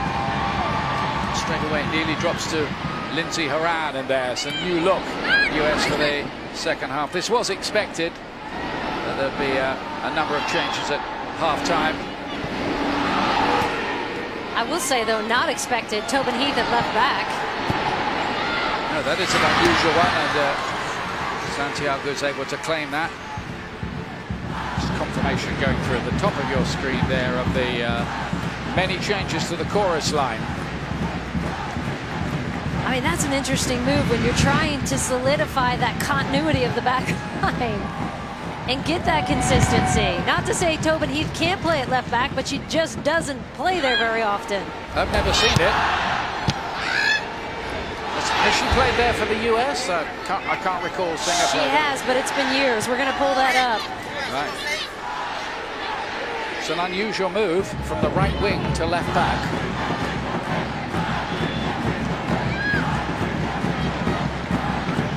Kenty Robles with the throw for Mexico, who will have been pretty pleased that they didn't suffer more damage in that first half. They might have been fearing the worst, that they were going to get a bit of a mauling here today. Well, around there, and free with her elbows on Espinosa, who complains to the referee about that. It was something and nothing, really.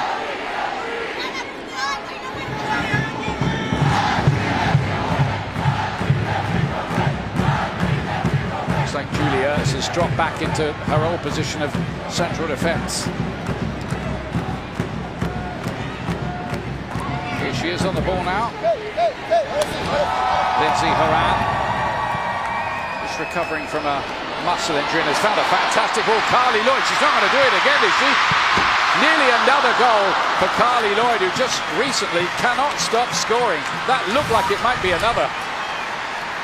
Great ball in, and Carly Lloyd, who's been so busy, what a nice first touch to get around the goalkeeper. Just lost her angle a little bit, but the movement of Carly Lloyd is something you need to watch off the ball as well, because she's been so active. Mallory Pugh to play this one in. Flag's gone up.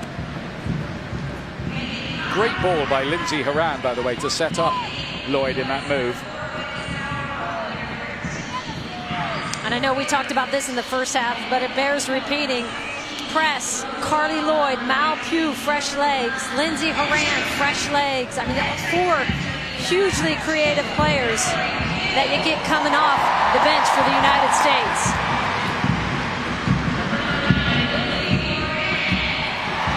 Ali Long, who's gone to play in the midfield area, be going to her first World Cup at the age of 31. She must have thought it would never happen. It's a nice story. Here's Tobin Heath. Now Kristen Press.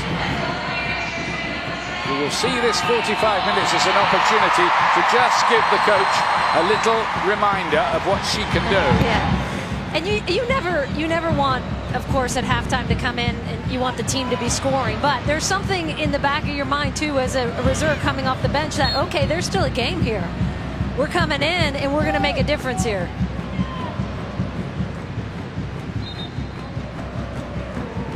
Kelly O'Hara, the player down here, injured. Concern straight away from all of her teammates. A player who's had a fair bit of injury problems. Let's hope this is nothing much. Ooh. Knees knocking for sure. It wasn't until she actually passes this ball that she grabs it, it looks like. Certainly at the stage where no risks would be taken whatsoever about any kind of injury. It looks like she can just run that one off. It was, I think, just an impact injury, as you said, Julie. The first thing, of course, that everyone goes to is Kelly just coming back from that ankle injury. Doesn't look like she was grabbing towards the ankle, though. Now the player will be going to her 3rd World Cup, along with Ali Krieger, Becky Sauerbrunn, Tobin Heath, Alex Morgan, Megan Rapinoe, Carly Lloyd to her 4th. She's now equaled your appearance figure of 2.74 coming on here. Not equaling goals, though, huh? If only. She's a little bit ahead, yeah. She's a little bit ahead. 110 goals for Carly Lloyd.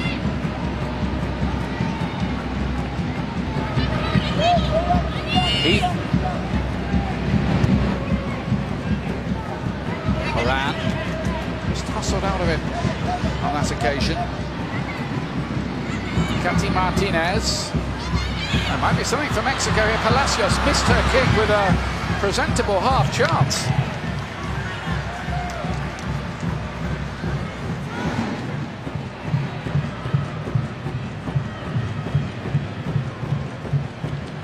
Did score against the USA in her 5th cap. Palacios.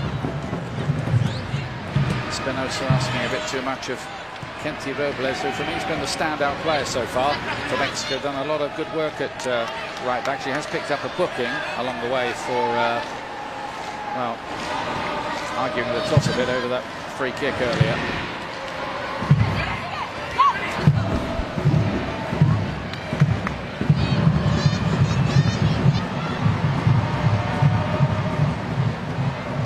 It's a little bit like the phony war, this, though, isn't it, Julie? Yeah, it's hard.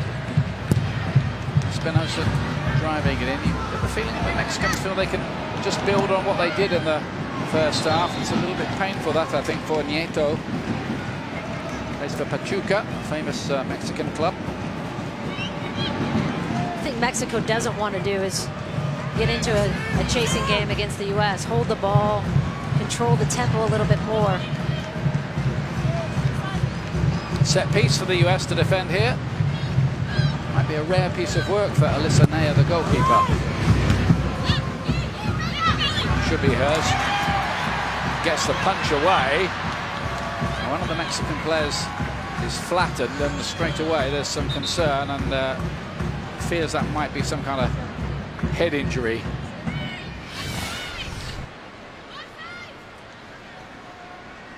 Nair coming off her line. Catches her on the way down. It's Palacios, isn't it? She's okay.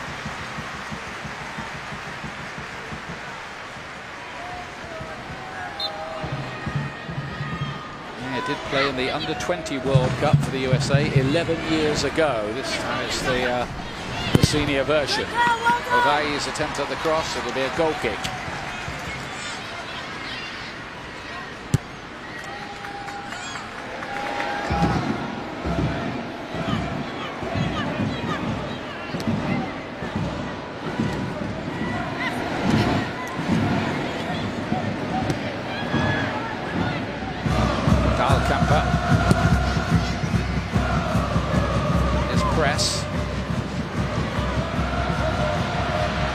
Lovely ball that time. Lloyd is offside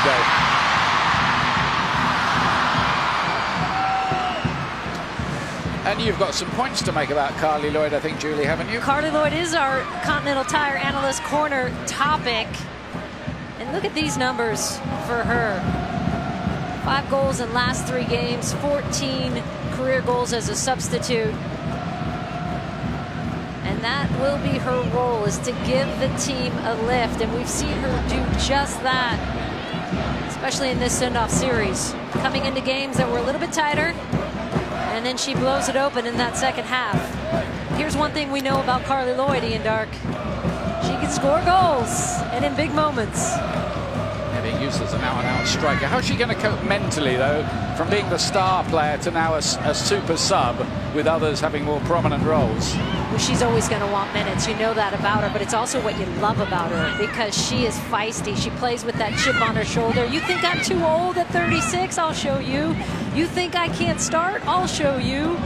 And it's that fighter mentality that has served her so well over the years. 2-time World FIFA Player of the Year as well. We saw what she did in the last World Cup final. 3 goals in 16 minutes to beat Japan almost single-handedly. Yeah, what an amazing performance that was. She's the player who goes down to get the free kick due to address the fans later, who've come in their thousands here despite the relatively early kickoff. 7 goals in 18 appearances at the World Cup, and winner of the Golden Ball 4 years ago, as well as being named the World Player of the Year. Not only that year, but the following year too. Dahlkemper. Good ball that. Moran with the somewhat disappointing header. Might have been better just heading that back across goal.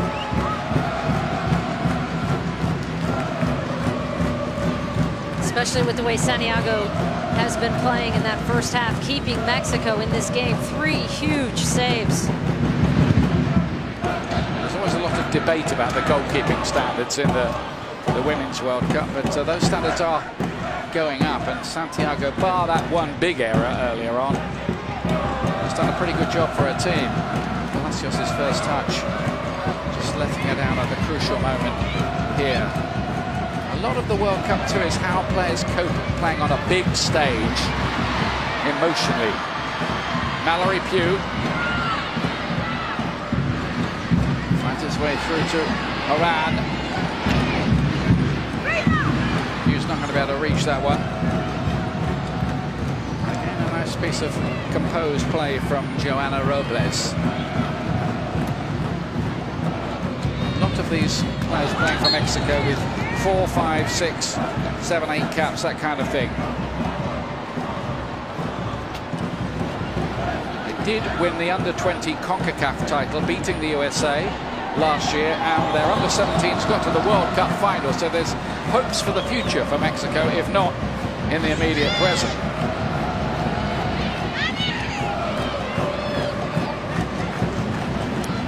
Presses layoff. Haran, much involved as ever since she came on the Portland Thorns player. A lovely piece of play there. This is dropped nice in Lewis. Adjust for another goal. It's freak deflection off Lopez, but fell very kindly for a goalkeeper. And a glimpse at what Horan brings into those pockets. So good at just sorting through defenses, finding little seams. And Mewis, we know she can hit those from distance, just misses that one entirely. Just looking for more cutting edge here for their work, the US.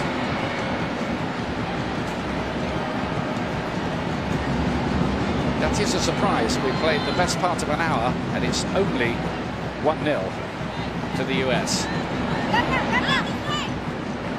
Of course, it will all be forgotten when the big tournament comes around. That's when it's really going to matter. But it's interesting, you can't sort of turn form on and off like a tap. Good to get a rhythm. Long towards Mallory Pugh. There's a lot of good cover around the squad. There's a lot of depth in this team. If the first choice was out, you wouldn't be too worried in most positions that there was someone who could come in and do a job. Absolutely. And you also have to factor in, although I would love to see more continuity on that back line, you also have to factor in the minutes these players have played between their club season, the national team, the amount of load they put on their bodies. So you're managing those minutes as well.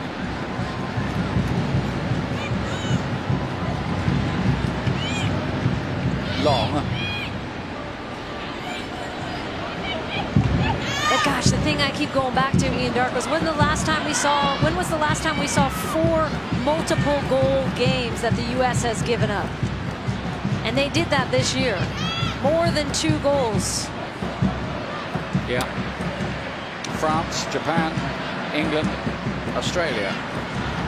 And part of that has to do with the lack of consistency on that back line. Kelly O'Hara being out. Becky Sauerbrunn having her injury issues. And so that's why that first comment reaction is, why do we change that back line then when we need that continuity?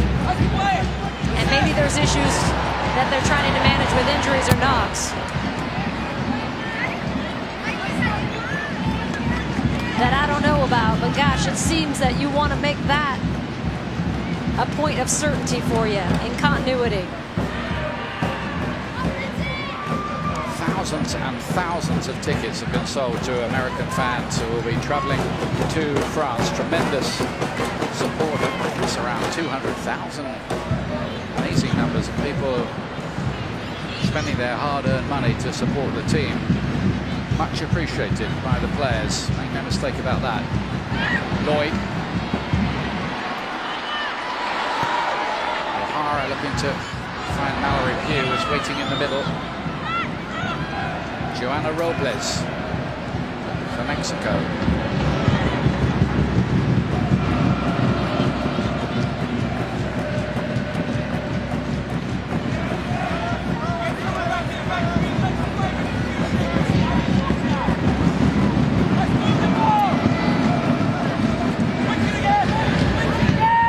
USA leading Mexico by a goal to 0, and ESPN's coverage is brought to you by Volkswagen, the presenting partner of US Soccer.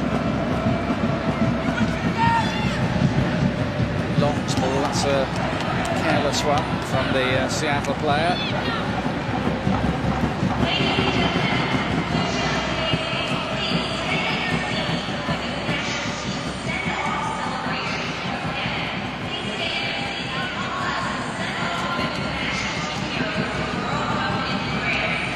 O'Hara.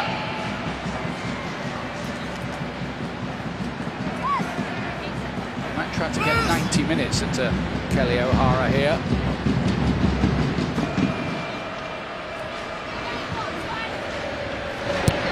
Got all kinds of facilities lined up for the players to beat the boredom between games. They'll be watching the other matches. There are films and movies and all kinds of things. To produce a relaxed camp, and I know Gilles would be averse to letting the players go out for a the odd coffee. There are obviously some security concerns about how free you can be with that kind of thing at a big tournament these days.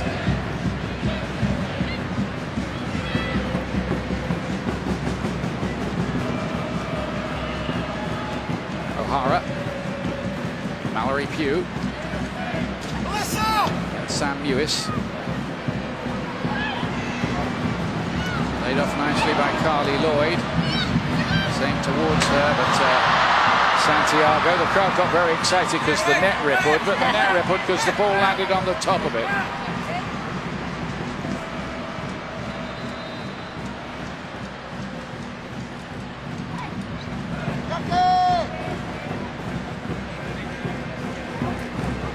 Another change coming up here, one for Mexico. We're going to bring on Yamile Franco to replace the teenager Ovalle.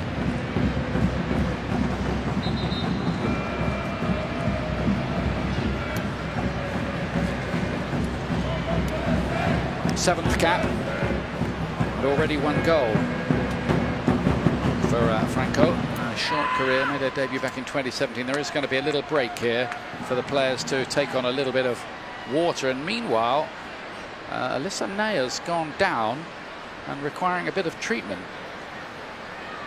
Not sure what that's about. I mean, it looks like they're treating her for cramp there, doesn't it, Julie? Yeah, it's in the mid-80s. It's a bit humid.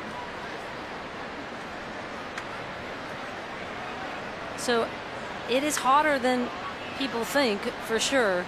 Obviously, from this water break, you're getting that. Feels like 93 degrees, apparently. And I'll tell you what, on the field, because they're not able to finish, it feels like 103. Yeah, but I mean, we're joking about it, but it's not easy. It's quite windless. Thankfully, that just was a little bit of camp for Alyssa Nayer, who. But what you love about these moments is it's a chance to regroup. And one thing the U.S. should be saying to each other is, let's get tighter, let's get closer. There's so much distance between passes, quick little touches, and also not to be afraid to take on, to shift that defense. Right now, Mexico, because the U.S. is not threatening on the dribble, can sit in that low block, that bunker, can stay in there. The voice of Julie Foudy. And the latest 30 for 30 podcast tells the backstory of the 99ers. Julie very much involved. That's the 1999 Women's World Cup team capturing American hearts. You can listen to all the episodes at 30for30podcast.com/pass. They're also available on Apple Podcasts and Spotify. That podcast is mostly about the WUSA, the first women's professional league here in the United States, and our efforts to get that launched. And then sadly to see it go away 3 years later. So that is a heartbreaker, Ian.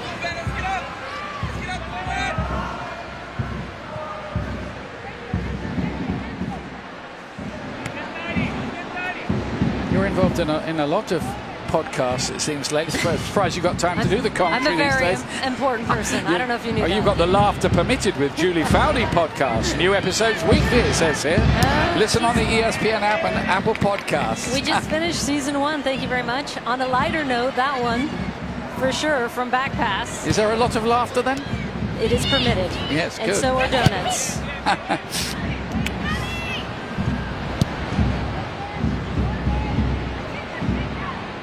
Keep on trying to get me to listen on the plane when I go back. You have all these long flights and you haven't heard one. Yeah. You're not my friend anymore. Okay, Sorry. if there's no movies worth watching, defriending your you. podcast is on. It's Lindsay Horan again looking to measure one. She is a pass picker from midfield. We've already seen that nearly setting up Carly Lloyd for a goal the minute she came on. Going back to France, she took a gamble to go and play in Paris very early on in her career. It was a bold gamble and would have learned plenty. Here's Kristen Press now. And there might be something there. It's offside, won't count. Well, she thinks she scored. She still doesn't know, Carly Lloyd, but she hasn't scored and is still celebrating. But that flag has been raised a long, long time, and they're still celebrating it. It's offside. I don't think she still knows. She knows now. She just snapped her fingers like, ah. Clearly off there. A step off. But again, Carly Lloyd threatening that line, wanting to get in on the other side. She does have that eye for goal. I don't know whether that was just a little bit of theatrics going on with Carly there.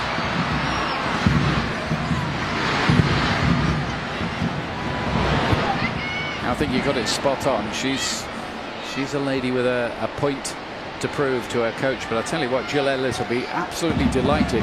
She's got a player like that she could call on to maybe change a game, tip a game the US's way.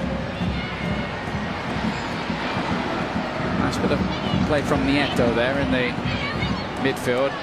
Picked up by Joanna Robles. A sixth cap for the Atlas player, and she's been impressive really against high-class opposition in there today. Kenty Robles up to Katy Martinez.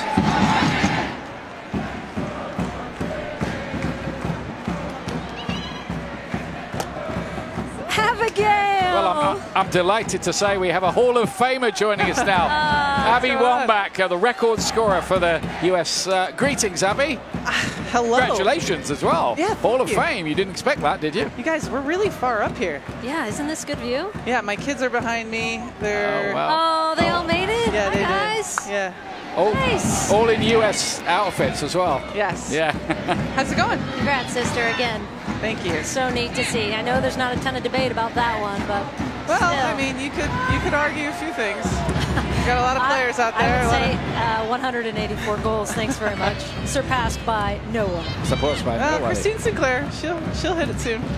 Not for the US though. No, that's Alex will get there. Here's Juliet's clearing it for the Ian, I don't know. US. I don't know if you saw the video, but she was surprised. I did. Yeah, you couldn't believe it, could you? She thought she was coming for a big ESPN interview. Yeah. She was giving us great answers as well. Yeah, well, truthfully, it was like, okay, so ESPN wants to fly my whole family. Oh, yes, I'll go. No problem. They want to see a game. My kids are obsessed with all the women on the team now, so I'm like, yes, of course I'll go. How has that been now that you're seeing it from a parental role, watching your kids? We were talking about that yesterday and their reaction. It's literally the best. Like we're staying in the team hotel and the girls are freaking out. Oh my gosh, Alex Morgan. Oh my gosh, there's Roosevelt, and they know everything, their whole bios. I can't wait. We're gonna go to France and watch them. So being here to send them off in the right way, it's really special. How do you think they'll do then? Of course they're going to win. Full stop. No problem. There's going to be no issues. We're going to crush every team. No, I think that like every World Cup, there's going to be you're going to need to have a little bit of luck on your side. People need to stay healthy. Like that. Lindsey Horan, please do not do that next time. She stays down as well, Lindsey Horan. Meanwhile, the play goes on with Kelly O'Hara attacking here for the US. Horan is back on her feet, happily. Mallory Pugh has run his stop. The Mexicans playing pretty bravely, really, for a young, inexperienced side and pretty deep here against one of the favourites for the World Cup. Do you wish you were going again? You must do now, this kind of time. No, it was the honor of my life to represent my country, and now it's the honor of the rest of my life to become its biggest fan. I don't miss the stress. I don't miss worrying about getting hurt. I don't miss worrying about the outcome. Now I just get to be a fan. It's amazing. Tobin Heath is going to make way here for Emily Sonnet in a sixth substitution for the US. And she's got the only goal of the game to continue her scoring spree in recent times. Just to repeat, 11 in her last 15 internationals for Tobin Heath. She's been amazing. Tobin has been amazing. The front three, Megan, Tobin, Alex, they've been amazing. What would be your assessment today? Well, I've been a little bit busy with press. Yeah. I was going to say, have you been able to those first watch 45? It's just going to be a matter of who wants to step into the game and be the difference maker. Other opponents are going to be trying to stop all three of them, and they're not going to be able to do that. So whoever kind of gets the least amount of attention needs to step up in those games in France. Hugh just showing a little too much of the ball to Lopez. What about Carly Lloyd?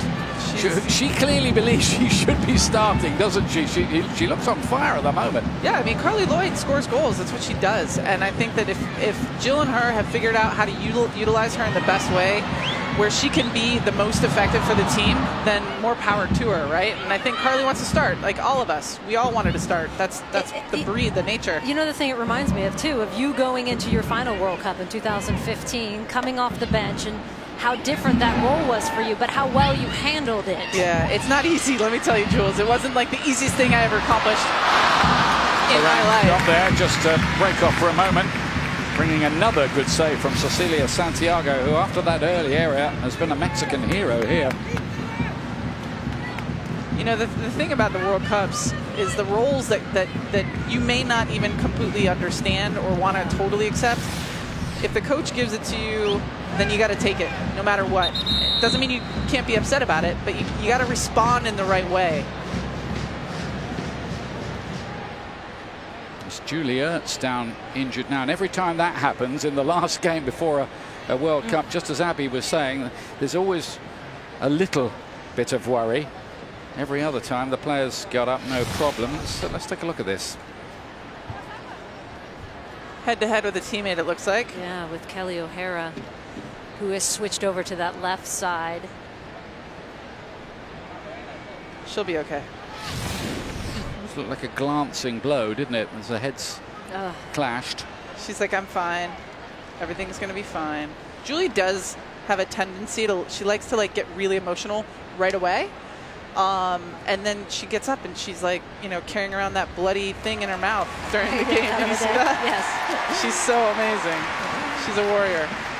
Yep, still the same player, just changed her name since the last World Cup. And she was Julie Johnson, of course. But those players, a lot of them in that squad, know what it takes to win the competition, and you can't buy that kind of experience really when the going gets tough late on. I mean, back to your point, Abby, about the depth and the importance of that and understanding that role, and also the depth of this team. That's been the biggest strength of USA for years.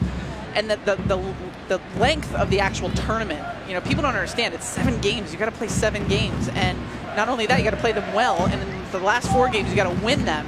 And if those games go into a tie, then what you're dealing with is you possibly could go into 120 minutes. So some of these older players, you know, like myself at 15, like Carly Lloyd, are they going to be able to last 120 minutes? And the answer to that is usually no. So you got to figure out ways to tactically beat the system, and I think that the U.S. can do that, especially because they're so deep.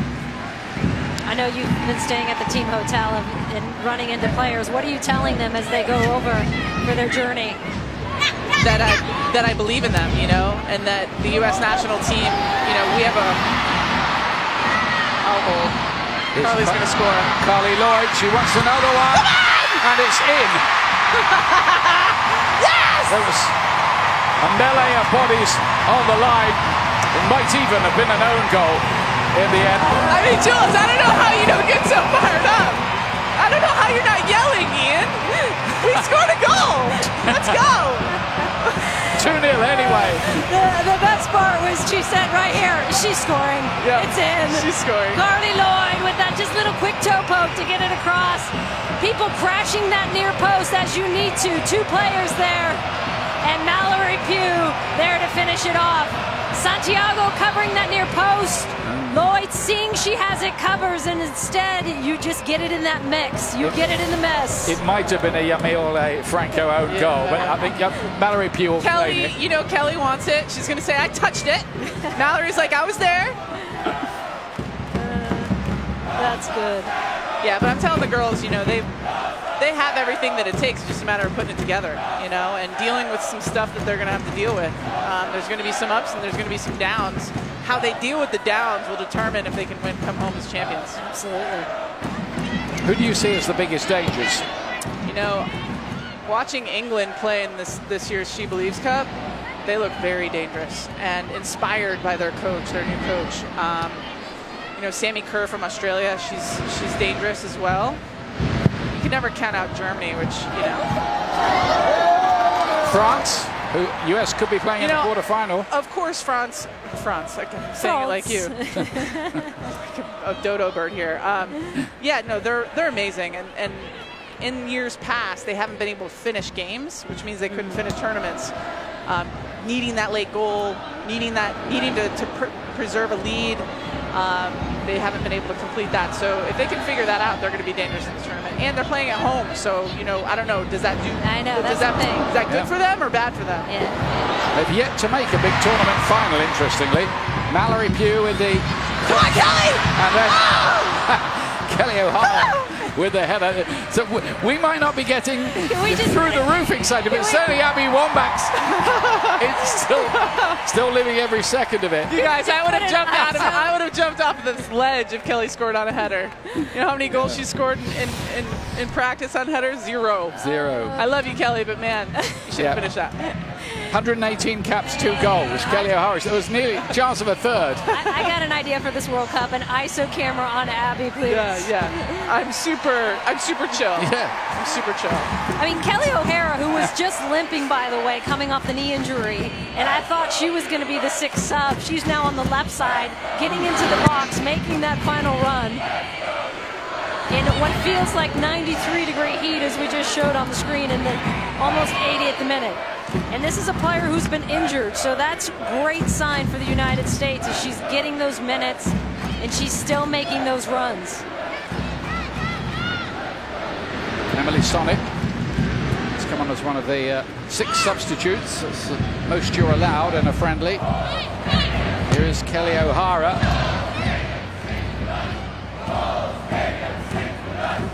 Long plays it forward to Haran. Bit too much, I think, for Kelly O'Hara to do this time. Kenty Robles is across to do the covering for Mexico. Well, thanks for joining us, Abby. Yeah, and congratulations again on making the Hall of Fame. You can't have been that surprised.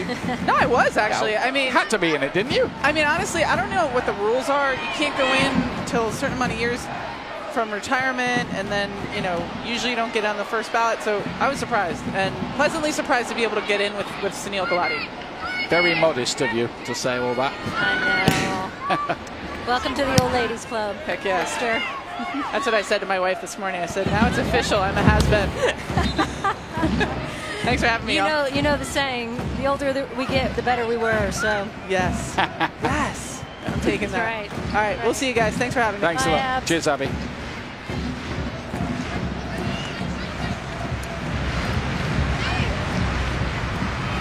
There we are, Abby Wambach, Hall of Famer, and deservedly so, despite her great modesty about that particular award.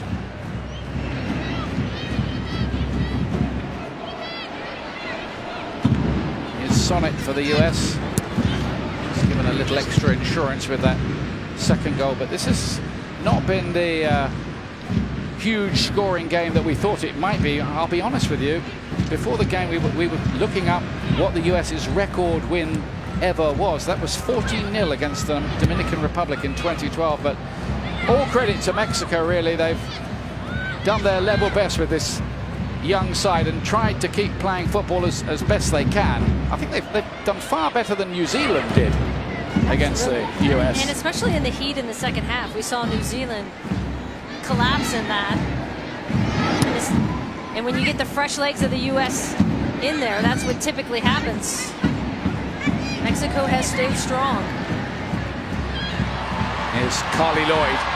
Early ball towards Mallory Pugh. Just had a bit on it. She's forced wide. And the shot goes wide in this last friendly before the World Cup on the ESPN coverage brought to you by Volkswagen. 10 minutes remaining here.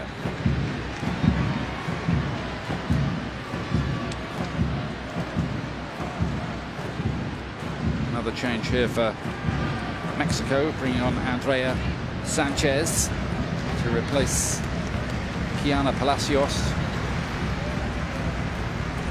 Sanchez, who plays for Guadalajara, graduate from the under-17 team, and she's making her senior debut here.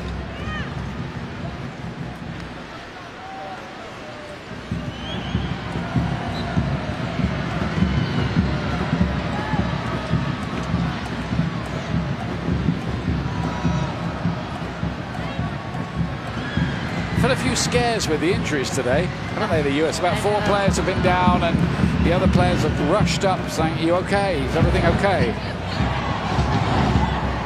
And it is always in the back of your mind. I mean, I didn't want to bring it up with Abby in here, but I went back to that final send-off game right before the 2008 Olympics, and she broke her leg. And I thought, oh God, it's just, you have these visions that come through, and you just never want to see it as a player or as a teammate for either team. Horan to lay it inside. Kristen Press. Nice move here. Lloyd couldn't quite gather that one in. It comes out to Mewis. Fancies herself to score, I think, every time she gets anywhere near goal at the moment. I tell you what, Santiago has been so good positionally. Even here, she has that covered. And Mewis is able, as all North Carolina Courage fans know, to hit those from wide, from distance.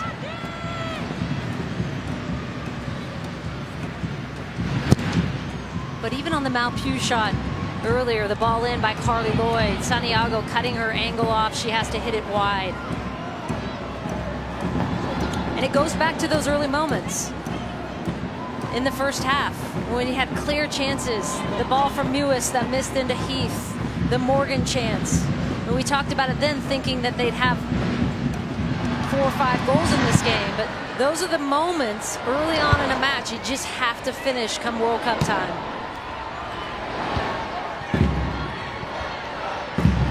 Long to lay it back. As they composed Abidal Kemper. Lindsay Horan. Press is in here, but the flag goes up. I wonder whether Lloyd would have been offside if she'd taken that on. She had the opportunity, let it run to Kristen Press, and the minute Press was in possession, let's check it. No. On the right side, it's not played in. Onside for Kristen Press there. It looked like the left back was playing them onside. Yeah. Jill Ellis on the end there. Who motivates the coach? That's what they say, don't they? Right. You can stay bright, do the right things right the way through. People scrutinizing every decision. Katy Martinez is the player coming off here to be replaced by Dinora Gaza, who started the recent game when Mexico were beaten 3-0 by Canada last week.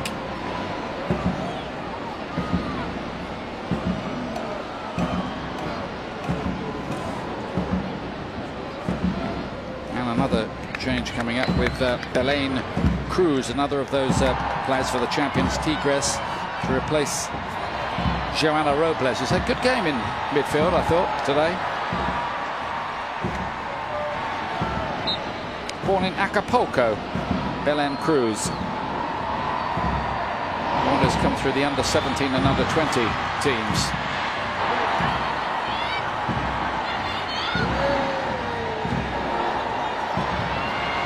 US looking to add to their tally. Away by Bernal.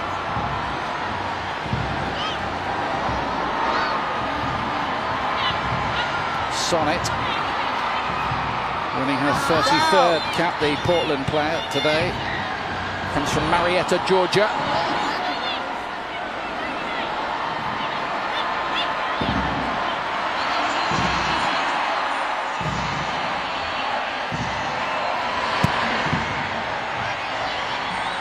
Well, I think the crowd have got what they wanted to see. They wanted to see the US win, and they want to pass on their best wishes for the team. I don't think we're going to get singing on the pitch when we used to have with Pia Sundhage when she was in charge in 2011. Let us sing song, didn't she? Lloyd with a header. And probably not as many goals as obviously as the US would have wanted, but it's worth reminding viewers who say, right? It was 0-0 in their send-off game in 2015 against South Korea, right here. So and that one worked out okay for them. It worked well and fine, yeah. So maybe you can read too much into an occasion like this. The main thing is to avoid an injury Exactly. And get everybody nice and fit on that plane tomorrow. Lloyd trying to get in behind again here. And I know Jill Ellis will be pleased. She's got some minutes in a lot of these other players. There's the group. Thailand, who lost 3-0 to France last night.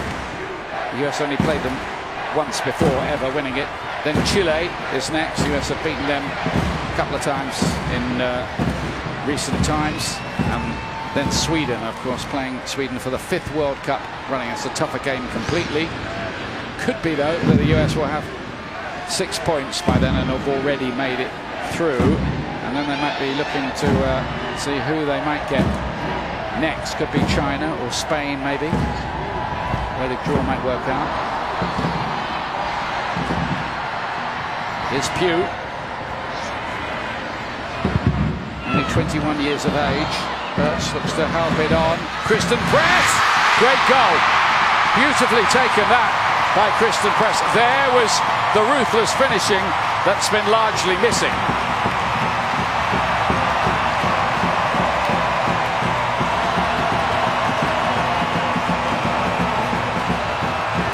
Nothing at all that Cecilia Santiago could do about this one. And this is clean, too.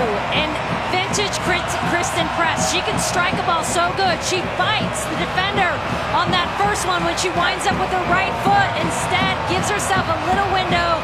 How good is that? Gets the whole defense to bite on that first right foot. And then, as if you hit the sweet spot on a golf ball with that left foot, hits that one perfectly. Yeah, a 48th international goal. The winger who believes that meditation can help. Very, very fine strike. Got the winner against Spain, didn't she, earlier this year as well, away from home. A great winner. Yeah. She dribbled that from about midfield, 50 yards out, and then finished it. As we've said, there are some good players who can come into the team in the event of any injuries or loss of form. That's Espinosa down injured for Mexico late on, last minute here of normal time. There might be a little bit added on at the end. Not much, I wouldn't think. And that's a big goal, obviously, in that not in terms of the score line, but for confidence, for the team, for Kristen Press, for that second tier. Look at that group that came in off the bench, and you want them flying come World Cup time. Carly Lloyd, part of that second goal. Mal Pugh, part of that second goal. And there's the bite on the first one, a clean cut, and gosh, she hits that one perfect with the left foot. Side netting. But that lifts everyone in these final minutes. You go into the locker room with a completely different mentality coming out of this send-off series. Whereas they were frustrated, I'm sure, first half. And might have even been frustrated if it only finished 2-0. You can walk in going, all right, we still could have got more, but that's a good finish in that second half. Another clean sheet as well. Bigger mountains to climb ahead. Of course, no question about that. I'm looking forward to the World Cup. It's always good stories. Remember when we covered North Korea and they blamed the defeat on lightning striking the team bus on a clear day? They took deer hormones or something? Magnificent. Inventive, though. I can't wait. I'm going to be in France for a month. You want me to go to France for a month? Yeah. Okay. Twist my There are worse destinations. All right. Make sure you lay off the croissants and the cheese and wine. No I wouldn't. No chance. It's my daily diet here. I'm not laying it off there. Espinosa has to come off.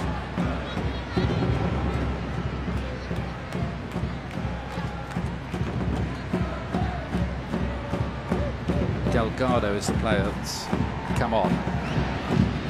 It's going to be 3 minutes of added time. The game sewn up for the US. It always looked a bit of a formality given the fact that Mexico were non-qualifiers for the World Cup and they've got a pretty inexperienced team out here.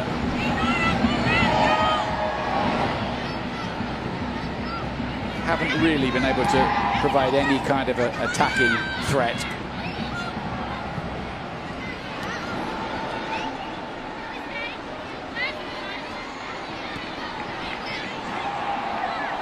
Kenty Robles. Nieto. Pressure on the ball. Will be a free kick to Mexico. I look at these final 3 send-off series matches, and they've all presented something different.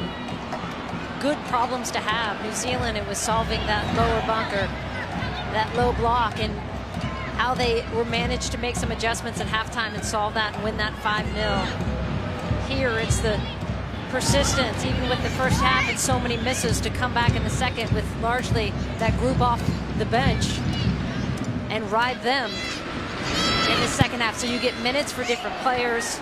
You get the 3 wins, of course, and most importantly, with just a few minutes left here, you get the entire squad walking off the field healthy, heading over to Europe.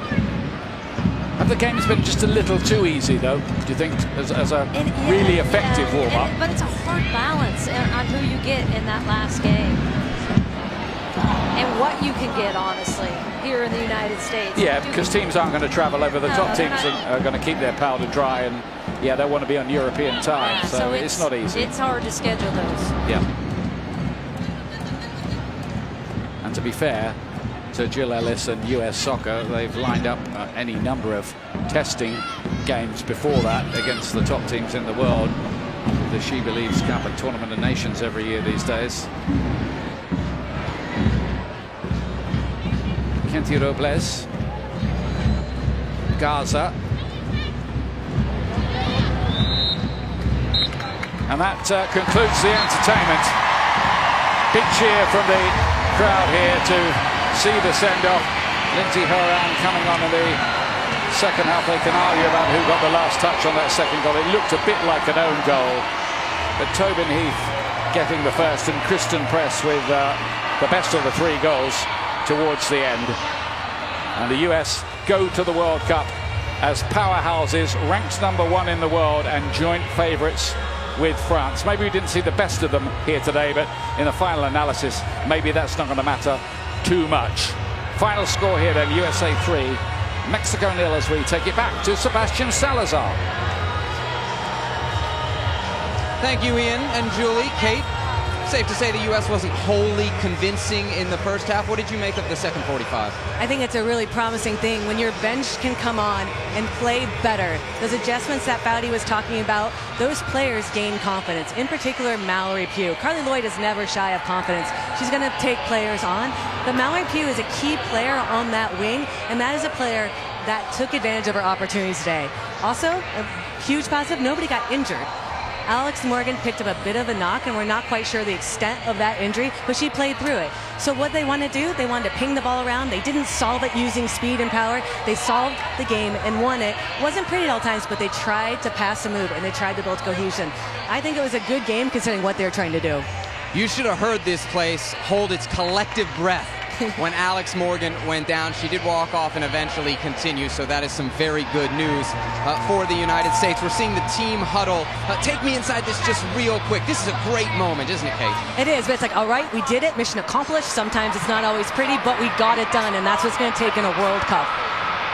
Your goal scorers today, Tobin Heath, Mallory Pugh, Kristen Press. When we return, one last final farewell for the ladies of summer. You don't want to miss it.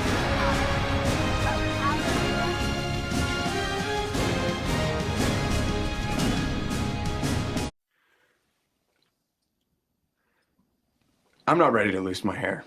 Not now. But I never thought there was a real solution. Now I use Keeps. Keeps is the easiest way to keep my hair. Look, there's no magic cure for baldness.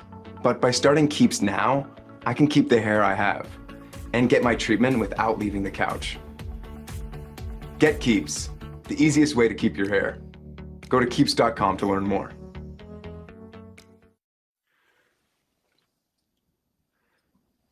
I'm not ready to lose my hair. Not now. But I never thought there was a real solution. Now I use Keeps. Keeps is the easiest way to keep my hair. Look, there's no magic cure for baldness. But by starting Keeps now, I can keep the hair I have and get my treatment without leaving the couch. Get Keeps, the easiest way to keep your hair. Go to keeps.com to learn more. Our message to the fans is just thank you.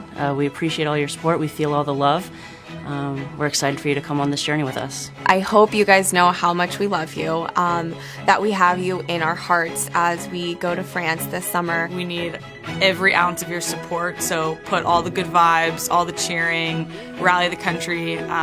We need you guys. You guys are our 12th man on the field. We love this game and we love playing for you, and we hope that all the things that we bring onto the field, we make you guys proud, because we're really proud to have you guys supporting us. Just to get rowdy, enjoy yourselves, have fun, and join us on this journey. The crowds have been intense.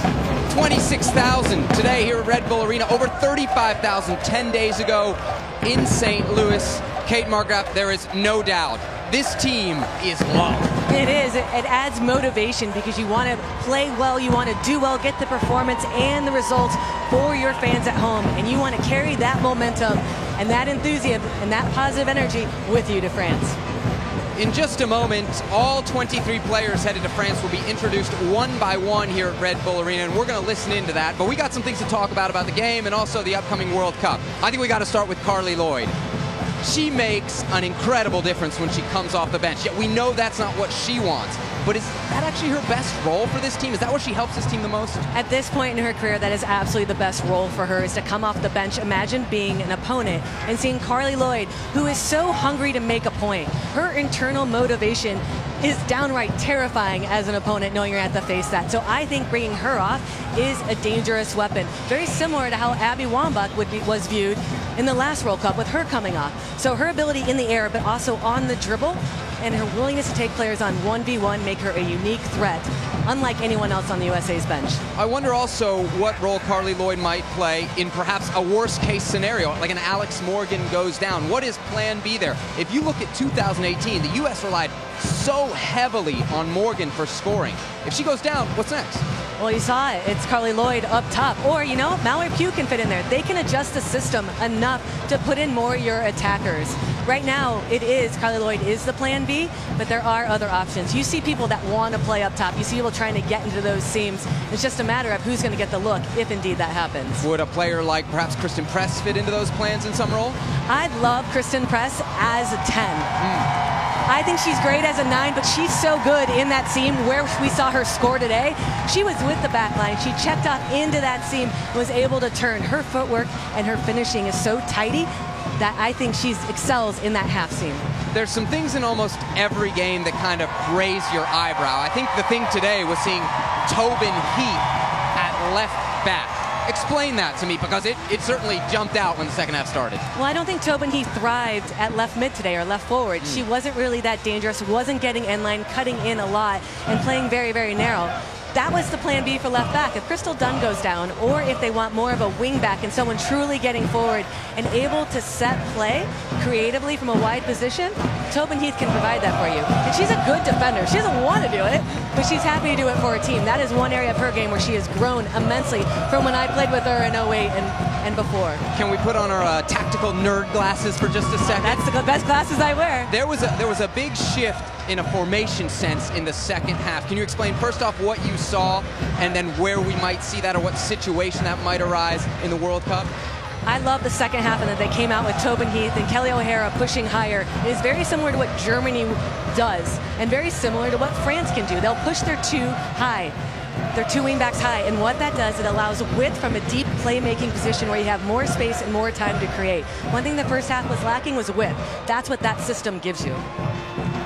You're looking at the 23 players who are about to head off to France with a stop in England first. I'll bring up the last major tournament for this U.S. team because it was, by their standards, a failure. The Rio Olympics going out in the quarterfinals. After that tournament, I think a lot of people thought there would be like a total new generation of American players. Yet if you look, of the 18 players that went to Rio, 15 are on this team. Has there been enough of a turnover in a generation? I think the attacking intent is what has changed. In that loss to Sweden, they had 28 shots on the goal.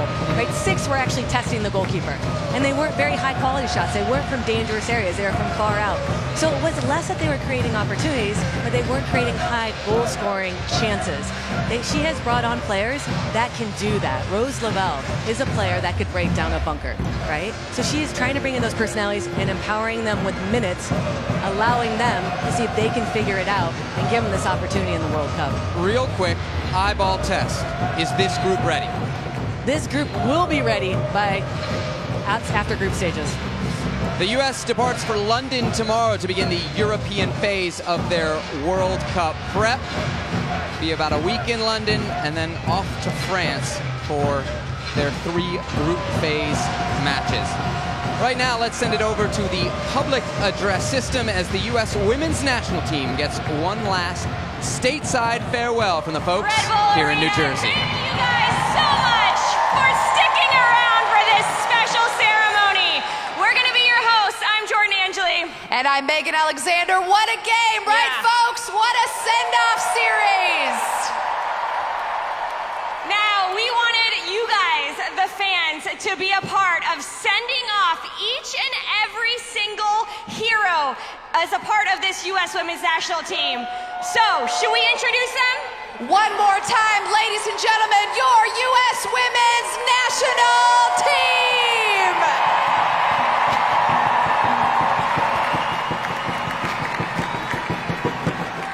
Let's hear it, beginning with contestant player number 1, Alyssa Nair.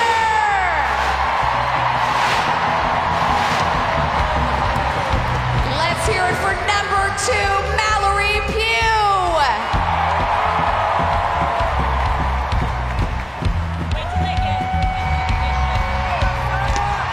Put your hands together for number 3, Samantha Mewis.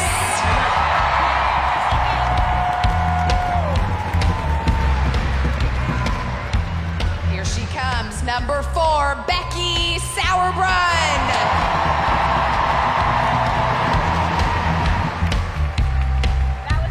Your number 5, Kelly O'Hara. Ladies and gentlemen, number 6, Morgan Bryan.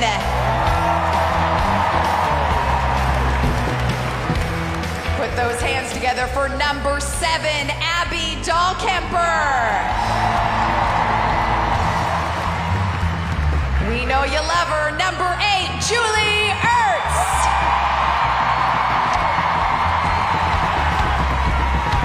Keep that applause going for number 9, Lindsay Horan.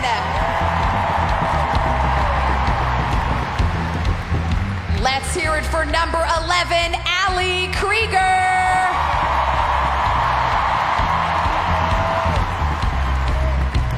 Ladies and gentlemen, number 12, Tierna Davidson. On your feet for number 13, Alex Morgan.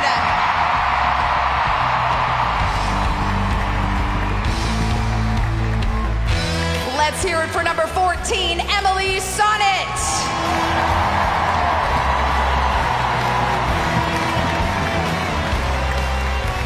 She's your number 15, Megan Rapinoe.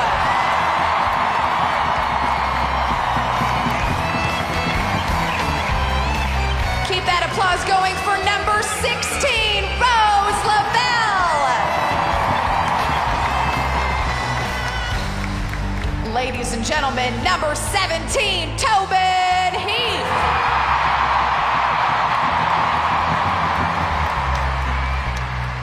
Number 18, Ashlyn Harris.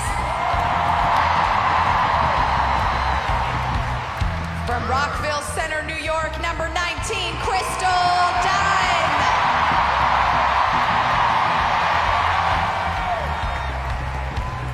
From Northport, New York, number 20, Allie Long.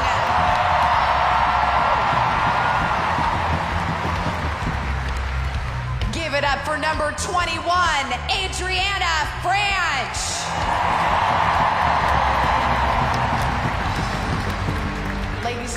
number 22, Jessica McDonald.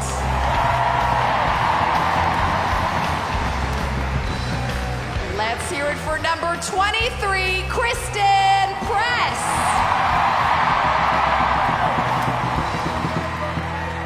And your hometown New Jersey girl, number 10, Carly Lloyd.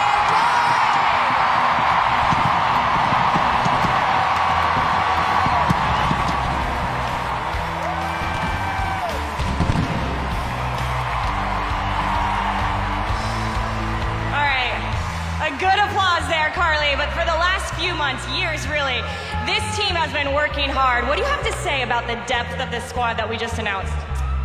You know, we've got 23 players that can win this trophy this summer, and I'm super excited. The depth is like no other team that I've been a part of, so I'm really looking forward to it. We're going to do some great stuff, and we got to get ready for Thailand now. All right, Jersey has been crazy today. What do you want to say to the fans here? But for the next month and a half, how important are the fans to this squad? Well, I'm a bit biased right now being from New Jersey. You guys are unbelievable, amazing. Thank you. But, you know, we're going to need you guys all throughout the summer, so keep cheering, keep supporting us, and hopefully we all make you proud this summer. Let's give it up for you guys, Carly Lloyd. And let's get the whole team back here. We're going to get a team photo.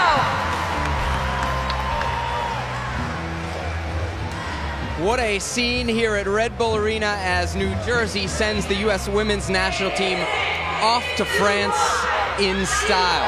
The score today, 3-0 in favor of the United States. Your goals coming from Tobin Heath, the New Jersey native, Mallory Pugh, and Kristen Press. Coming up next, the NCAA Softball Super Regionals presented by Capital One. Brian Dark, Julie Foudy, Kate Margraf, and our entire crew. I'm Sebastian Salazar. Thanks so much for joining us. This has been a presentation of ESPN. Once again, our final score from Red Bull Arena, USA 3, Mexico 0.